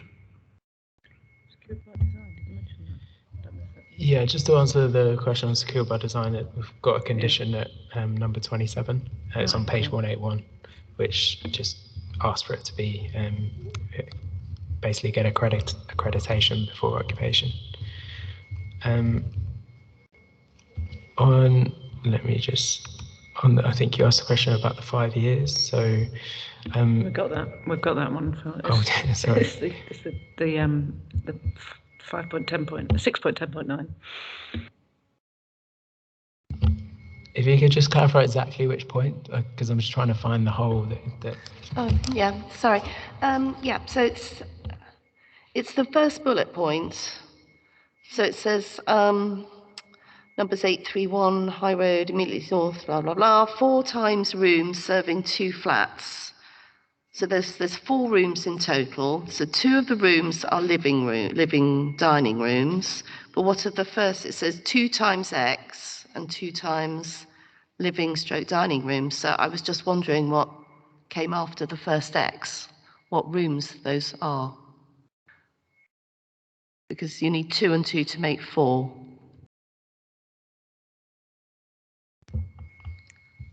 It's possibly not that important. I was just interested. Yeah, I'm not sure exactly what that would be. I think bedrooms isn't bedrooms the missing word? I would have thought so, yeah, but without double checking. But I think that's what it would be. Okay. Thanks. I think that was all, wasn't it, Councillor Morris? Councillor Mitchell? Thank you. I had a question about the sill rate. It's on page 78, which is setting out the section 106, heads of terms. So number 4 says that the sill rate, if it were to increase, it wouldn't apply. In effect, that's what we're saying. It wouldn't apply because we would allow the applicant to offset any increase in the sill rate against the infrastructure provision. And I'm not very happy with that. It seems to me that applicants in the Tottenham area need to be aware that we have consulted about increasing the sill rate, and so it is possible that it might increase. And it seems to me they need to accept that the relevant rate will be applied at the time the site is developed. And I think also it's setting a dangerous precedent if we're basically saying, we'd have to say, presumably, for other applications currently at £15 per square metre, that we won't apply the increase. I've got a couple of other points, if I may. On page 126, it refers to the single aspect properties at 669 at the bottom of that page. I couldn't get this to add up. It says 74% are at least dual aspect. And then it says there are 5 east-west facing single aspect homes and 1 south facing. Now, even if that means there are 5 east facing and another 5 west facing, as well as the 1 south facing single aspect, that's only 11 that are single aspect. And 11 out of 72 is 15%, which would mean 85% were dual aspect. So I would query those figures. Page 155 is about water consumption, the bottom paragraph, and it says, it's recommended to have a planning condition to minimise the use of mains water to achieve a consumption of 105 litres or less per head per day. I mean, I just question how that's possibly enforceable. I mean, by all means, encourage residents to use water wisely, but how can that possibly be put into effect? And the final point is on page 239, which is comments from Public Health, and they express concern about the number of flats per floor. And I wasn't quite sure what they're getting at. Is it that they're saying there would be an excessive number of flats per corridor? Is that their concern? So, for example, they say at level 1 there's 17 flats. I wasn't really clear what the concern was and whether it's that they're all off one core, as it were. Thanks. Thank you, Councillor. Just on the point that you've raised about sill and sill in particular, which is an important point, So it's really a technical point. So it's because the Section 106s for this scheme have been negotiated based on viability and based on the existing sill rate that is in place now, which is the lower rate of £15 per square metre. And this report is recommending approval. And if it gets approval before any new increased sill rate takes effect, then it assumes the existing sill rate at the point in time. But as you know, when planning committee grants planning permissions in the meeting, the permission isn't technically issued until the Section 106 is signed. So there will be a period of time that the Section 106 is still being negotiated, and that might run into when a new sill rate takes effect. So that's the reason why it's a technical reason that just for sort of time and sort of administrative purposes, while the Section 106 is being negotiated, the time may slip into when a new sill takes effect, and then that would obviously prejudice the things like affordable housing and other financial contributions through the Section 106 that have been discussed at committee and agreed at a certain level. So it's really just a timing issue to do with whatever resolution a committee makes and the time it takes to finalise a Section 106, at which point the formal permission is issued, and that's when the sill is calculated at the point of the formal permission. So it is a sort of technical point. So it's not a dangerous precedent at all. It's normal practice. It's a normal way of doing things, and it's only for applications where there might be a risk that the actual grant of permission, the formal granting of permission, might slip over the date that a new sill rate might take effect. So it's a pragmatic and practical solution to that technical problem. Thank you. Thanks. And on the public health? Yes, the public health, I think there's a London Plan guidance that says you should have no more than 8 flats in a corridor. That's basically just a quality issue. There's generally not light within corridors on reasonably dense development, so you've got to walk a long way along a fairly anonymous space. In this case, you're looking at a square around a courtyard, so there are 17 flats and 18 on some levels, but to get from your door to an access door, you don't have to walk past all of those flats. So really, the experience is in line with the what the London Plan is seeking to prevent there. And I think just on the water consumption, that's really just about how you design things. So you look at water-saving devices that are included from occupation. So low water consumption toilets and shower heads and things like that. So aiming to meet that target based on the sort of average water usage of an occupant with those devices in place to hit that target. So that's installed at the occupation of the development, and then that meets that target and it is complied with, but it wouldn't be monitored or enforced throughout the life of the development. Thanks. Would it be possible for you to, applicant team, to answer the question about how many single aspects there are, just to clear up that? Obviously, there's a bit of numbers are not quite right in the report. Yes, I can confirm that there are actually 70% dual aspect or greater, so it's 30% is the number of single aspect. I think there may just be a little bit of misallocation in the officer report, but that number, the 70% number of dual aspect or better, is the correct number. Okay, so there's quite a lot of single aspect then. Councillor Mitchell.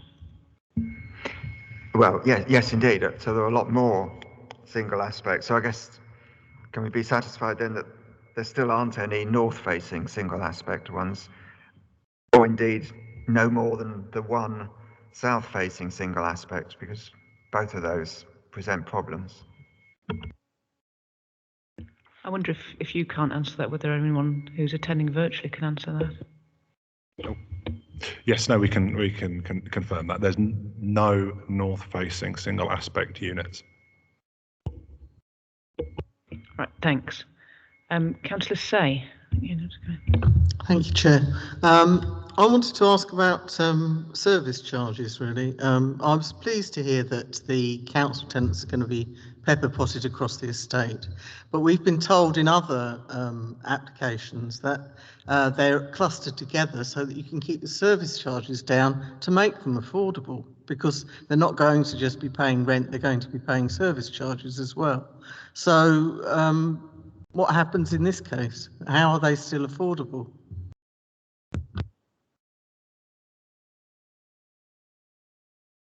Shall I take that one? I think in this case we probably are at the lowest limits of where we can fit council housing in a development. So you know, these are fair questions that might mean that we're unable to take them. It's an offer from the applicant that we've sought.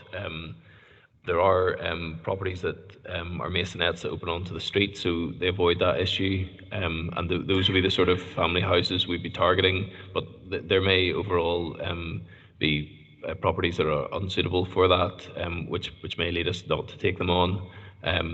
It's as I say, it's applying an approach that we have across the larger schemes within the site allocation to one of the smaller ones. It may not be the perfect fit and may result in an RP, as Councillor Colley Harrison suggested earlier, looking for that critical mass to allow them to avoid those issues of service charges. But we have an offer from the applicant to try and accommodate that will give us first refusal on these properties.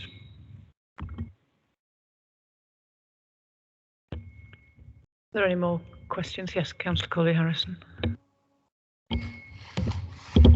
Thanks. It just relates really to the, maybe for a policy question, but relates to PV panels on roofs and then green roofs, because this has a lot of roof space for so large development. And well, actually, if you look in this page in the booklet of that they provided, you have a row of the PV panels on one side, but then a lot of green space given over. Is there a preference from the council towards which has a greater carbon benefit out of more PV panels at the expense of green roofs? Because there's varying data on the success, but the impact of green roofs, if not sustained. So if this was filled with PV panels, you know, that's a carbon contributor in the same way that it being filled with green roofs is. Where you know, which takes precedent? There are 138 PV panels that are proposed, so it does cover quite a lot of the roof space already. It has to be a balance, so there are obviously those green roof conditions as well.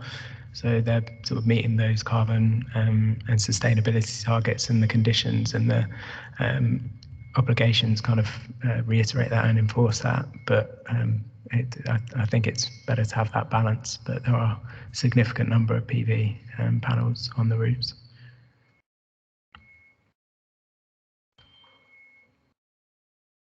Does that answer the question? Isn't it? Well, I'm just wondering if there is a policy that favours one or the other, or is it just a case of, you know, a certain amount of PV has to happen, a certain amount of green has to happen, and it's just whatever that melting point is? Yeah, I think that probably is one for the applicant and why they've reached this balance. I think one of the issues could be the amount of light reaching them and things like that. These have been put towards the taller blocks, but the policy on carbon, on zero carbon, provides targets, so that probably does take precedence. We don't have a target in terms of green roof areas that you have to hit, and those aren't counted towards carbon offsetting, other than that they'll help with the thermal insulation and overheating. So our preference is largely to hit those numerical targets in terms of London Plan compliance for carbon reduction. Yeah, Mr. Serra, would you like to? Oh no. Yeah, I can just give a little bit more clarity. In terms of the green roofs, they also form part of the SUDS strategy for the scheme, so that's also a balance with the need for on-site generation of energy as well. So the green roofs perform SUDS functions on this scheme in addition to obviously the the PV, which is giving us on-site energy generation, and a balanced judgment is taken, and obviously we optimise the locations, which are the taller roofs, for maximising the sort of facing of the sky element. Just as a bit of context to that balance.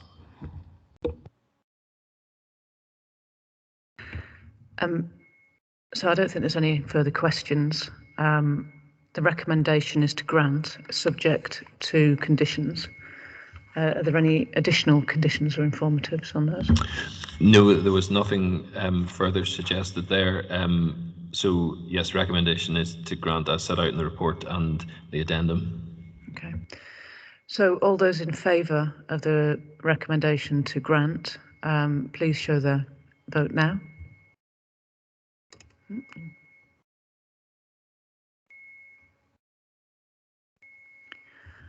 All those against? And those abstentions? So what was that? That's carried unanimously then. Thank you, everybody. Thank you for coming in. And there's been a request for a 3-minute break now. So yes, back in 3 minutes, please.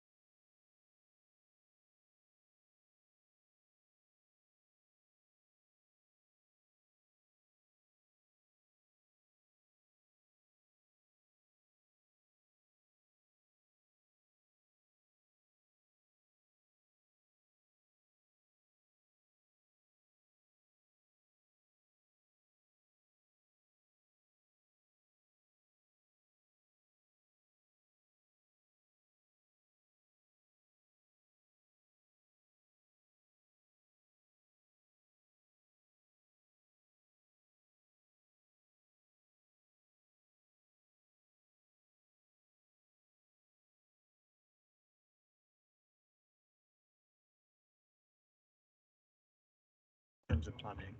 Can we all sit down again and let's get on with it? In the local plan, we could steer it.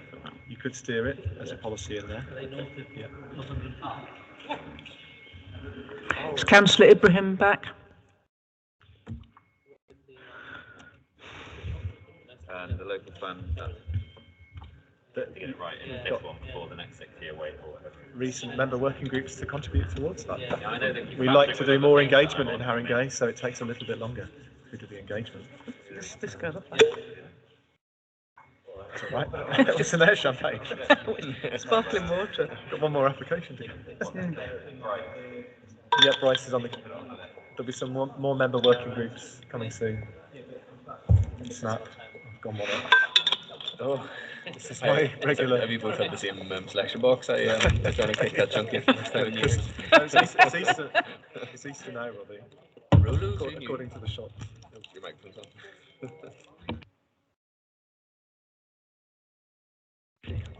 If we can all sit down, please, and get on with our planning committee meeting. Thank you. Right. If we can all take our seats, we're moving on to item 10, HGY 2021-2882. That's land adjoining Remington Road and Pulford Road, N15. And we have Tanya Skelly here to introduce the report.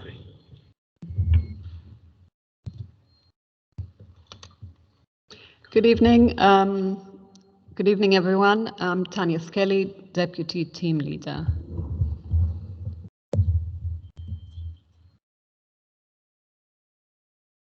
Sorry.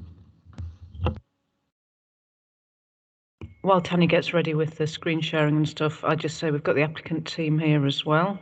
Hamza Farah as project manager, Satshish Jasal, the architect, David Doherty is joining online, Sarah landscape architect may be joining online, Anna Blandford, head of housing delivery, will be online, and Robbie Ehrman, AD for housing, is also online.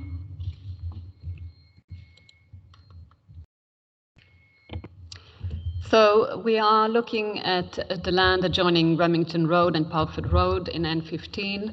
The proposal is for the redevelopment of the site, including demolition of garages, to provide 46 new homes for council rent, comprising part 3, 5 and 6-story apartment buildings, and 1, 2 and 3-story houses and maisonettes with associated amenity space, landscaping, refuse, recycling, and cycle storage facilities. The reconfiguration of Remington Road is a one-way street, 7 on-street parking spaces, children's play area spaces, public realm improvements, and relocation of the existing refuse and recycling facilities. In front of you, you can see the site location plan with the whole site outlined in red, stretching on the east to Seven Sisters Road with linking through an underpass, the railway to the north, and Remington Road directly bounding the site to the south. Again, here we are looking at the site a bit closer with the green spaces shown in green. The area shown in green is the space that is accessible to the public. In brown, you can see the garages that comprise the site on the left here, and the existing buildings surrounding in grey. This is an aerial of the site looking from the north, from the railway side. What we can see to the south is the existing Remington Street buildings, 6-story and 5-story high. The garages very faint to the south, to the west of the site on the right corner here.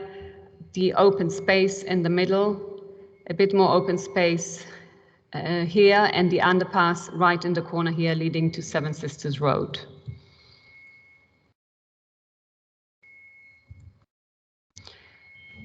Some photos for to familiarize ourselves with the area. Here we're looking at Remington Road. In the top photo, number 1 to 24 Remington Road, directly across from the open space. Pulford Road, the 2-story terrace further along from the open space. The bottom photos show on the left here the garages that are due to be demolished, with the open space, an existing open space set between it and the remainder of the Remington Road building. On the right here, there's another building, 5-story high on Morton Road. A couple more pictures showing the open space as existing when approached from Seven Sisters Road. Across from it, the building I showed before, the Remington Street 6-story building, which directly faces the site, and below the garages seen from the open space directly in front of it. We can see that both these sites, both these open spaces are not of particularly high quality condition. They are fenced around, some benches below here, and which is proposed to be enhanced with the top area here redeveloped with housing. The main issues covered in the report are the principle of the development, mix and tenure, design and appearance, landscaping and works of improvement, quality of accommodation, impact on the amenity of adjoining occupiers, living conditions for future occupants, parking and highway safety, impact on trees and energy, sustainability, and drainage. The principle of the development and the mix of use. We are looking at a site area of 5,620 square meters in size, of which 2,913 is accessible non-designated open space. 975 square meters of the non-designated space is proposed to be lost to housing. 353 square meters are provided as communal open space for new residents, and 1,031 square meters is improved or retained. And those areas are such as the area on Morton and Pulford Corner and the Seven Sisters Square, which I showed in the picture before. Pavement improvements are proposed as well, including on the tramway Mews, which is the alleyway leading from Seven Sisters Road, and road improvements are proposed too. The proposal provides for a mix of small and large units compliant with policy DM11 to include 46 dwellings. These include 31 apartments and 15 townhouses, and are divided to 12 one-bed, two-person units, 16 two-bed, four-person units, 14 three-bed, five-person units, and 4 four-bed, six-person units. Those total at 46 council homes, and they include a high proportion of family-size units at 39%. In front of you is the landscaping plan, including the entire development. The existing buildings on Remington Road are fronting a new main building of 6 stories high, right in front in a triangle shape. The garages replaced with townhouses 2 and 3 story high, and the new townhouses leading on the redeveloped alleyway leading to Seven Sisters Road are again 2 to 3 stories high, with pedestrian area re-landscaped, new roads with trees and open spaces, which I will discuss further later on. A bit more about heights here. The orange buildings are the tallest, with 6 and 5 stories high. The yellow buildings on the east and west are 3 and 4 stories high, and 2 stories high as well. The green and blue blocks are the cycle and refuse storage between the buildings, serving the existing estate, serving the new flats, with each townhouse and maisonette having their own facilities in front of their homes. The design proposes a mix of heights at 5 and 6 stories, as mentioned, on the Remington Road, and the lower 2 to 3 story terraces and townhouses along the edges of Remington Road, Pulford Road, and Tramway Mews. The proposed heights reflect the adjoining 5 to 6 story building heights on Remington and Morton Road, and the lower 2 story terrace on Pulford Road. The building will be faced in brick, aluminium frame windows, and doors have metal railings for balconies. The materials are considered durable and unify with its surroundings. In front of you here, you have the whole stretch of the development presented in a 2D flat visual to show the various heights along the development. A 3D visual showing an aerial of the proposal. Again, Seven Sisters Road on the right side, which with the development accessed either from the alleyway underpass from Seven Sisters Road, or from further to the south, Morton Road, and then up Pulford Road to the taller section with communal space behind it, and then a redeveloped square in front of the redeveloped garages. A visual of the front elevation of the taller section when viewed from Pulford Road. So this is the triangle from that corner.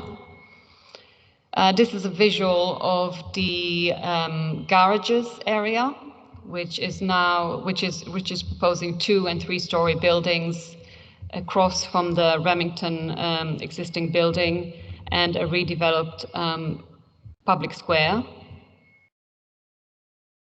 Here we are looking at a view from Tramway Mews towards the rest of the development, so with the new pedestrianized area looking towards the taller building beyond. The landscaping and improvement works are shown in this visual, with the communal space for the flats directly behind it, the redeveloped square in front of the townhouses called Seven Sisters Square, shown here, the enhanced space in front of the existing, or to the back of the existing Remington's Road buildings, and an existing play area retained.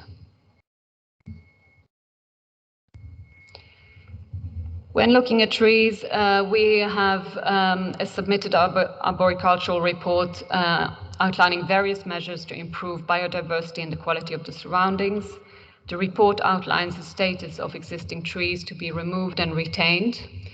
10 of the existing trees are category C, low quality, and 5 of the existing trees are category B, moderate quality. 15 trees are proposed to be removed and replaced with 63 new trees. There'll therefore be a net increase of 48 trees. The trees proposed are shown in red. 2 existing trees shown in green are shown on the corner. The proposed tree retention and replacement has been reviewed by and supported by the council tree officer. In terms of daylight and sunlight, a daylight and sunlight assessment in accordance with the BRE guidelines was submitted. There will be no unacceptable harm to living conditions of neighboring residents, and the development responds to its surrounding with suitable heights, window orientation, larger windows, and obscuring where required. The amenity of future occupiers includes amenity space for flats, which are provided with balconies and terraces to the front, side, and rear of the buildings. Townhouses and ground floor flats are provided with garden-level amenity space. A communal outdoor space is provided to the rear of the center building. Refuse and cycle storage is provided with 3 central refuse and 2 central cycle storage facilities, including individual storage for townhouses, as shown before. For energy, sustainability, and drainage, I can report that we will achieve a GLA zero carbon target throughout on-site means and carbon offsetting. The development is designed to include cross ventilation to all flats, utilize rooftop solar panels to provide renewable electricity and living roofs for biodiversity and cooling, reduce surface water runoff rates through the use of suds, and use permeable paving, locally sourced materials, individual air source heat pumps, thermal insulation, and trees for shading. A lighting strategy and secure by design certification is included. The site has good public transport accessibility, PTAL of 3 to 4, and is in a controlled parking zone. Realignment and reconfiguration of the highway arrangements on Remington Road to include a one-way driving system on Remington Road is proposed. 5 blue badge bays and electric vehicle charging points are provided. Existing parking is retained and re-provided for existing residents. And the scheme is to be secured as car-free via a Section 106 legal agreement. To conclude, the recommendation is to grant planning permissions subject to conditions and legal agreement. Thank you, Chair. Thank you. And do any members of the committee have any points of clarification? So I started with Councillor Rice, then Councillor Say, then Councillor Mitchell. You refer in your address to open space, but the open space you're referring to is mostly green space, and we've got a problem here because in matter of policy, we're not putting flats, houses on green space. So why do you choose to make the recommendation to the committee that the buildings which you propose is going to go in the green space? And there's a number of trees to remove. I didn't actually get the figure when you called it out. How many trees are you suggesting that we approve the removal of?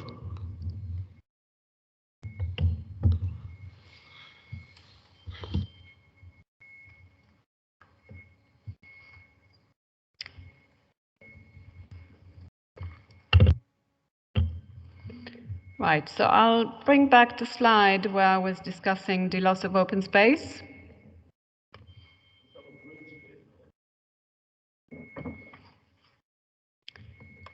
Sorry, can I have the main points repeated?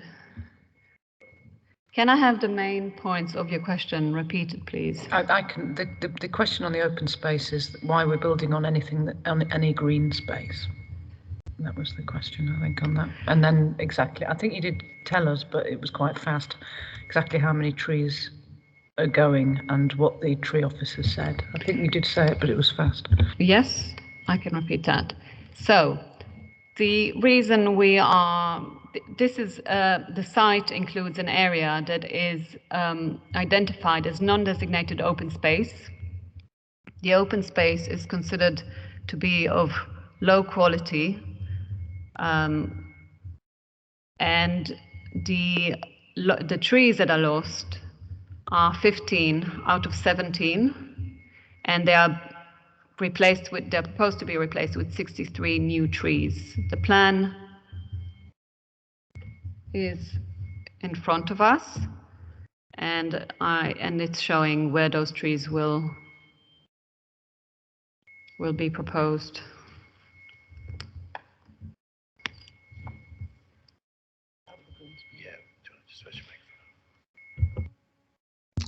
Yes, thank you, Chair. The issue of open space, I think, is most acutely assessed at 6.117. So, just give me a second. Page 316.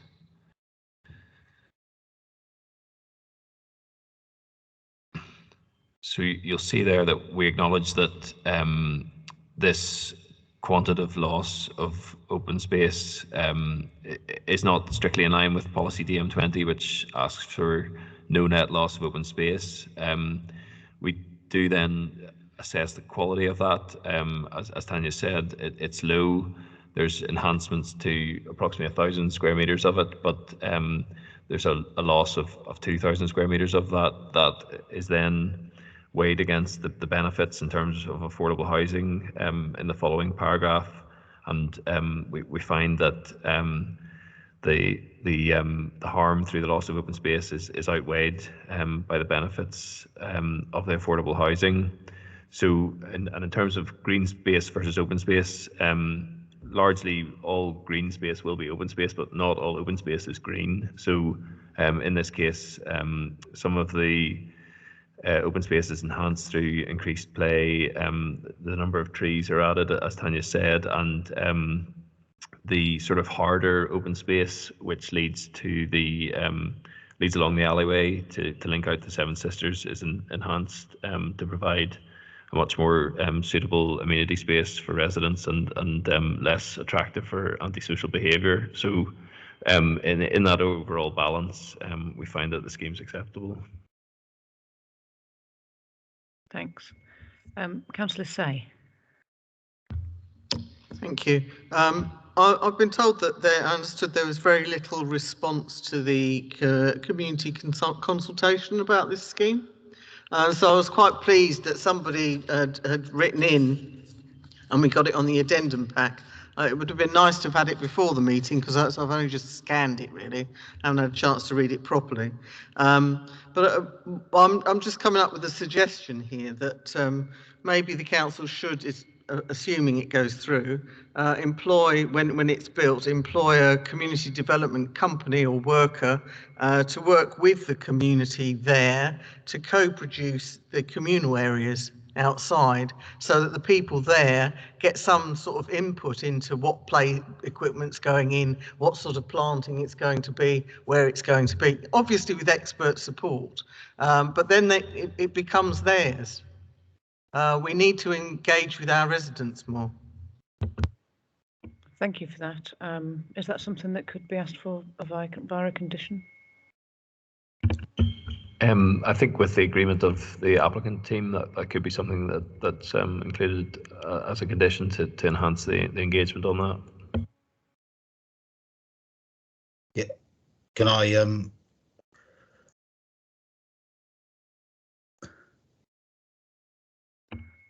Martin. Chair, sorry. Yes, can I just say Martin Cowie, Planning Advisor to Housing Delivery. Yeah.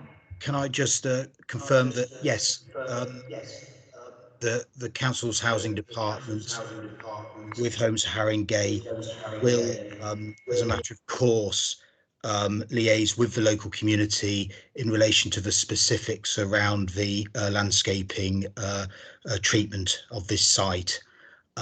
Clearly what we put forward at the moment is indicative but deliverable, but clearly if we get to sort of implement this scheme, we will be obviously within the local community for some time during the build out process, and we will want to ensure that what is delivered is absolutely sort of what the community want. So it's something that we apply on most of our council-led schemes. Thank you. So just to confirm, you would be happy with a condition that said you would co-produce the design of the communal space, amenity space, with the local residents? Yes, we will certainly liaise with the local residents as part of delivering that landscaping treatment. I was using the word co-produce. I suppose it depends what co-produced means, but clearly we will be engaging with them. But clearly we can't, you'll understand we've put forward a scheme here which presents a range of landscaping benefits, including play facilities. We will need to sort of obviously understand the implications of what the community might specifically want at that stage. Okay. I mean, we can obviously accept a condition that sort of includes something around engaging and consulting with the community in delivering a plan. But I can't say at the moment that we could commit to obviously delivering specifically what the community want, because it's actually what we've delivered here follows community consultation anyway, you see. So it's a sort of indicative best foot forward to seek to sort of ensure that we've covered all the requirements of policy. Yeah, to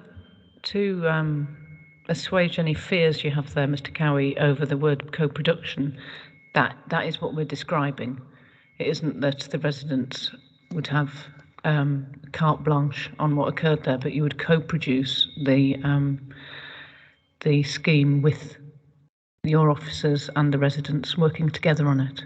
Yeah, no, I think that's something that we would want to do anyway. Yes. So okay, thanks. We would be happy to accept that. Yeah. Later, that's fine. Yeah, thanks. Okay, thank you, and thank you, Mr. Cowie. Councillor Mitchell.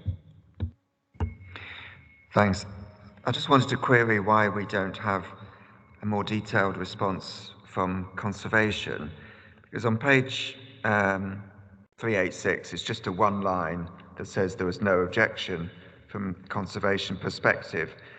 But on page 334, well, first of all, the first paragraph doesn't apply because it's talking about conservation areas in Wood Green. I think that's somehow crept in by mistake.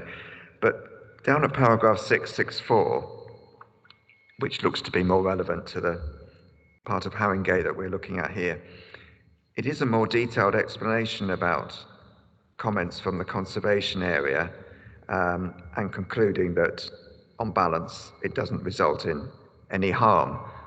But it doesn't square with the one line that we have in the back. I don't think conservation appears to be an issue, but I just query why we didn't get the detailed report, which one assumes from this must have been submitted. And my only other comment was about the carbon offset payment. As this is a Haringey Council application, I mean, in effect, we're paying it to ourselves. So it's just a query as to how that works, and would that payment be used to enhance the benefits of the scheme for residents? Thanks.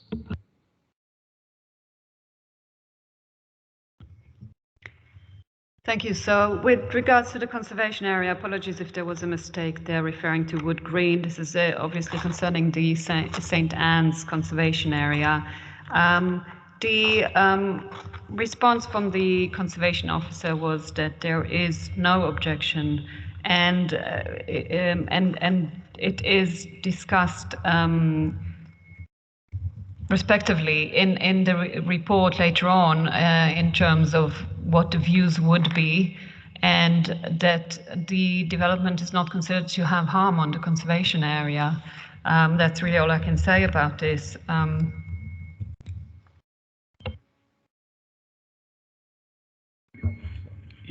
Yeah, I'll cover carbon offset. Yeah, I think the answer is that it's the same as any development that we request the carbon offset fund, and that is paid into the same fund to offset carbon elsewhere in the borough. It's not secured through a Section 106. It will be an exchange of letters between the relevant directors to ensure that can be suitably enforced, but the effect in terms of offsetting carbon is the same. Councillor Morris, I'm not sure if you were indicating you wanted to speak or just putting your coat on. Okay, thanks. Okay. So there were no more questions on the report. We have one objector wants to come and speak tonight, Mr. Grant. If you come up to one of the microphones, please. Oh, Councillor Cora Harrison, did you have a question? Okay. Well, Mr. Grant settles in if you can ask your question. Thanks. Yeah, it related to the illustration on page 330, which, well, I think that I have some safety concerns with what's been presented. I know that the report states that there'll be low vehicle traffic movements, but there's a number of kind of worrying things here with a play space which has a pathway which leads directly out onto a road. There's a curb line there, so it's not accessible to wheelchairs. There's a raised wall, and I know that we're getting, as a principle, rid of railings and things across the borough because of worries about vehicles pinning pedestrians, etc., against them if they're sighted on the outside. There's kind of a visual indication, I think, of a crossing on the road leading out of the path, but then that indication again goes to a brick wall. So this raises a lot of alarm bells about the landscape design here from a safety aspect. So I'm just wondering if we can get a response on that, because I think for me this should be completely redesigned, this whole square. Yeah, I'll just quickly take that one. I think best really for the applicant to speak to this, but in this case, I understand that it is a sort of play on the way. It's not a formal park type play space, so it's something that people move through. The applicant team, can explain the rationale for that, but as was discussed earlier, it is indicative. It's showing what's possible, and the condition will secure the final details of that, which I will need to take into consideration the safety of residents and some of those concerns you've raised. Is there anyone in the applicant team that wants to talk to those questions? Yes, I'll ask Satish, the architect, if you don't mind, Chair, to just explain the rationale behind that space. Thank you. Satish, I think. Oh, he's here.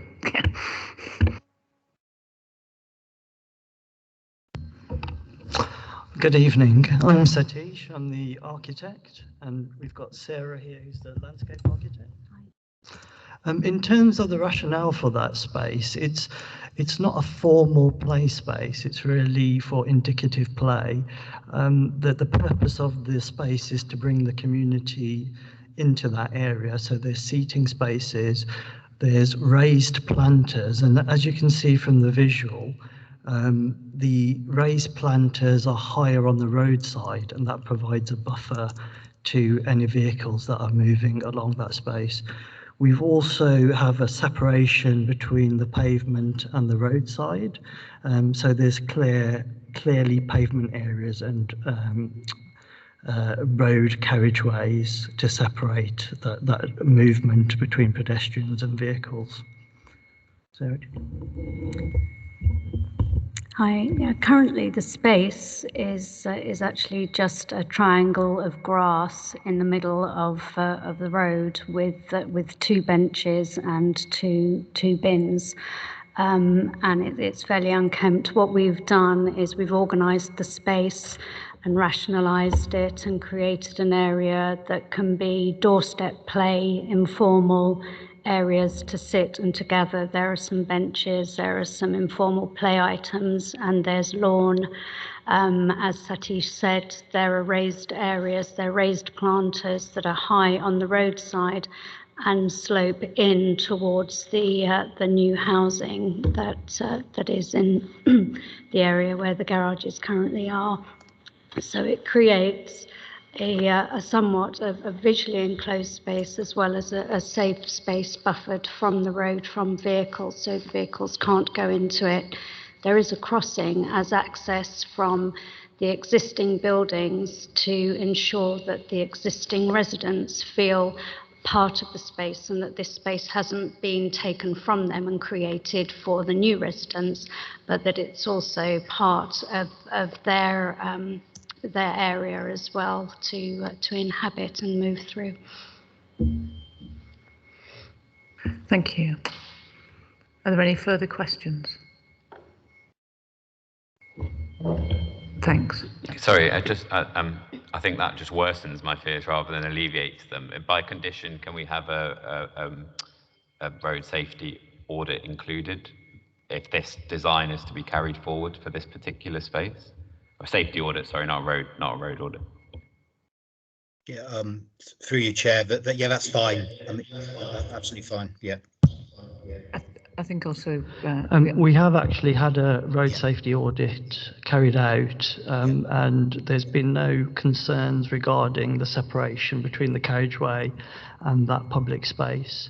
So that has actually been carried out. Okay, thanks.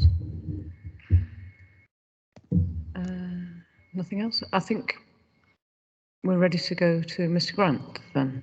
Thank you. So you have 3 minutes, Mr. Grant. So I think it's very interesting to hear from the applicants about how their play space that they're offering is informal and it's not a full play park space, when the main justification for removal of the current park is that it's not designated as a play space, it's informal. And I think that's my main concern here, is that in a lot of the analysis, in the child yield calculations, the current residents aren't counted. There are 670 units on the estate currently. This will add 43. But when you look at the calculation for child's play, it's only the 43 that are counted. The 670 are considered a different part of society. In the response in the addendum, the applicants say that only 17 people use the park, but that's 17 out of the 38 who replied. In reality, the main element there is most people don't respond to planning applications, and most residents don't respond to Section 105 processes, and the main reason, as someone whose estate's just gone through that process, is that most people on an estate do not believe they're listened to. They don't believe they're listened to at all by the council or by developers. So there's no point in responding. This estate has 670 units. They need park space just as much as the new residents will. Of the play space offered, the majority of it will be a shared space with the existing community. But again, those people aren't counted in the numbers of how much play space is needed. They're losing all their play space, and what is remaining is being shared, meaning there's further pressure on it. Apart from that, I just had a couple of, when they said that for the most part, lighting does meet the BRE standards, that's true. But of the ones that don't, it's a higher proportion of those are disabled properties. And they also say that wheelchair passing width of 1.5 meters is acceptable in most instances in response to me. And the point I would make is that the instances where, the rare instance where it's not acceptable is in front of a cluster of wheelchair homes and between those wheelchair homes and their vehicles, their wheelchair vehicles. And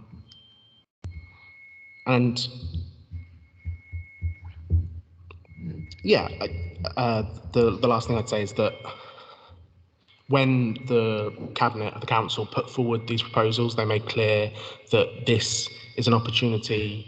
That's time up, thank you. Thank you, Mr. Grant.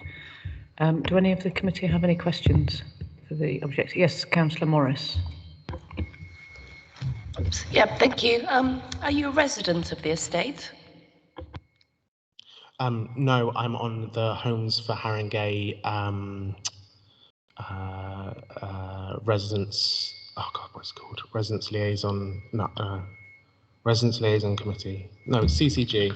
I forget what it's called, but the Homes for Haringey has set up a new forum for residents, and I'm taking an interest in the housing development for residents of the estate. So I don't live on that estate, but I do live on Homes for Haringey estate. Any further questions? No. Okay, so the applicant team, however you're splitting it, have 3 minutes to respond to that. Okay, I'd like to address some of the objectors' comments here. In terms of the loss of open space, through the S105 consultation, we consulted with 671 households. 17 said that they use the open space. 4 said that they use the open space on a daily basis. At the statutory consultation, there were no objections from households who live in the immediate area and surround those open spaces. And that's on the basis of the detailed plans that we've submitted. In terms of daylight and sunlight, the objector is incorrect. Only one room in one of the wheelchair homes has a reduction in the internal daylight and sunlight. And the reason for that is because we chose an open plan living kitchen area, therefore making the room deeper. And the reason we've made that open plan is for it to be more accessible for the wheelchair user.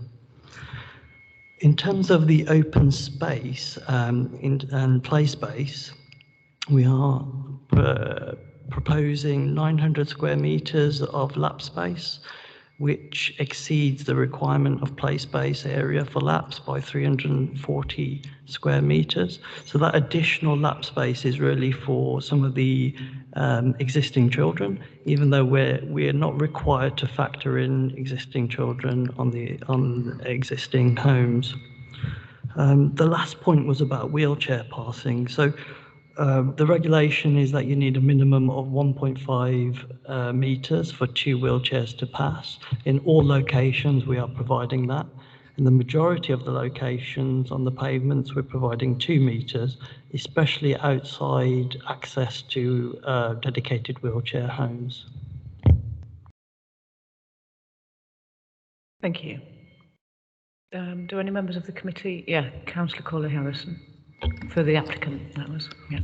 Yeah, for the applicant. Yeah, it's just a query on the figures. You said 671 homes were consulted, 17 said they didn't use the space, something like that.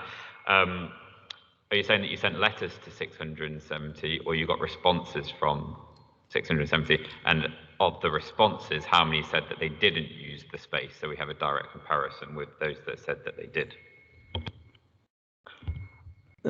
We sent out 671 letters to households around the area. 17 responded, I believe 38 responded. 17 said that they used the space on occasion, and 4 said that they use the space on a daily basis. There was various questions, but the remaining people that responded didn't say that they used the space. Any other questions? Sorry, I never looked that way. Sorry, Councillor Peacock.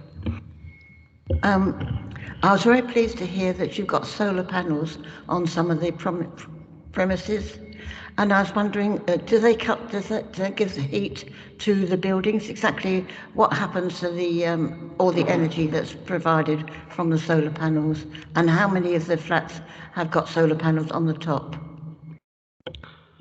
So we have a total of 247 solar panels across the roofs.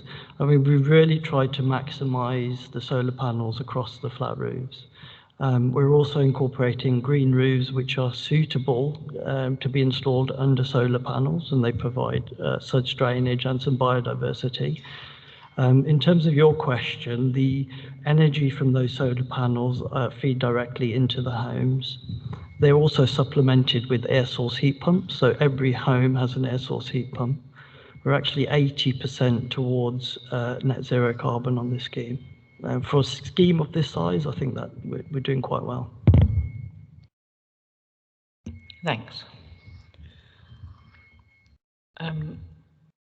So the recommendation, if there's no further comments or questions, is to grant planning permissions with the condition wording.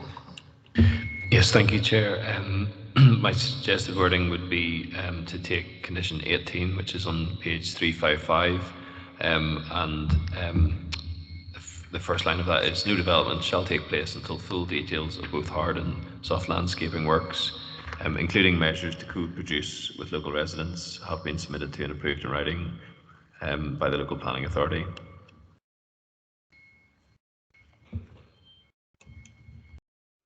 Okay, so with that additional, yes, Councillor Corley-Harris. I still like a safety. I mean, I think they said that a road safety study had been done, but not a safety of the play space. If it's going to be co-designed or it's going to be altered, that at least a reference to that's included. We can, yeah, that's fine, Chair. Yeah, I would just coming up with some words. Follow co-produce with local residents and include an assessment of the safety.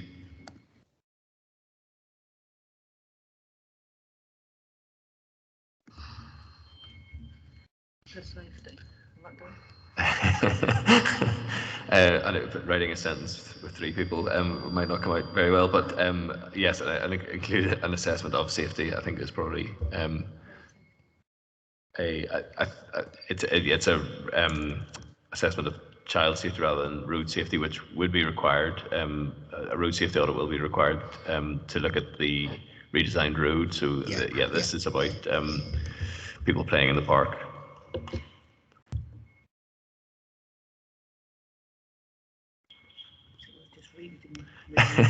Well, I've started to put the back in, sorry. No development shall take place until full details of both hard and soft landscape works, including measures to co-produce with local residents and including an assessment of the safety of residents. Okay. So the recommendation is to grant with the condition as outlined by Mr. McNaughter. So can I see all those in favour of the recommendation to grant, please?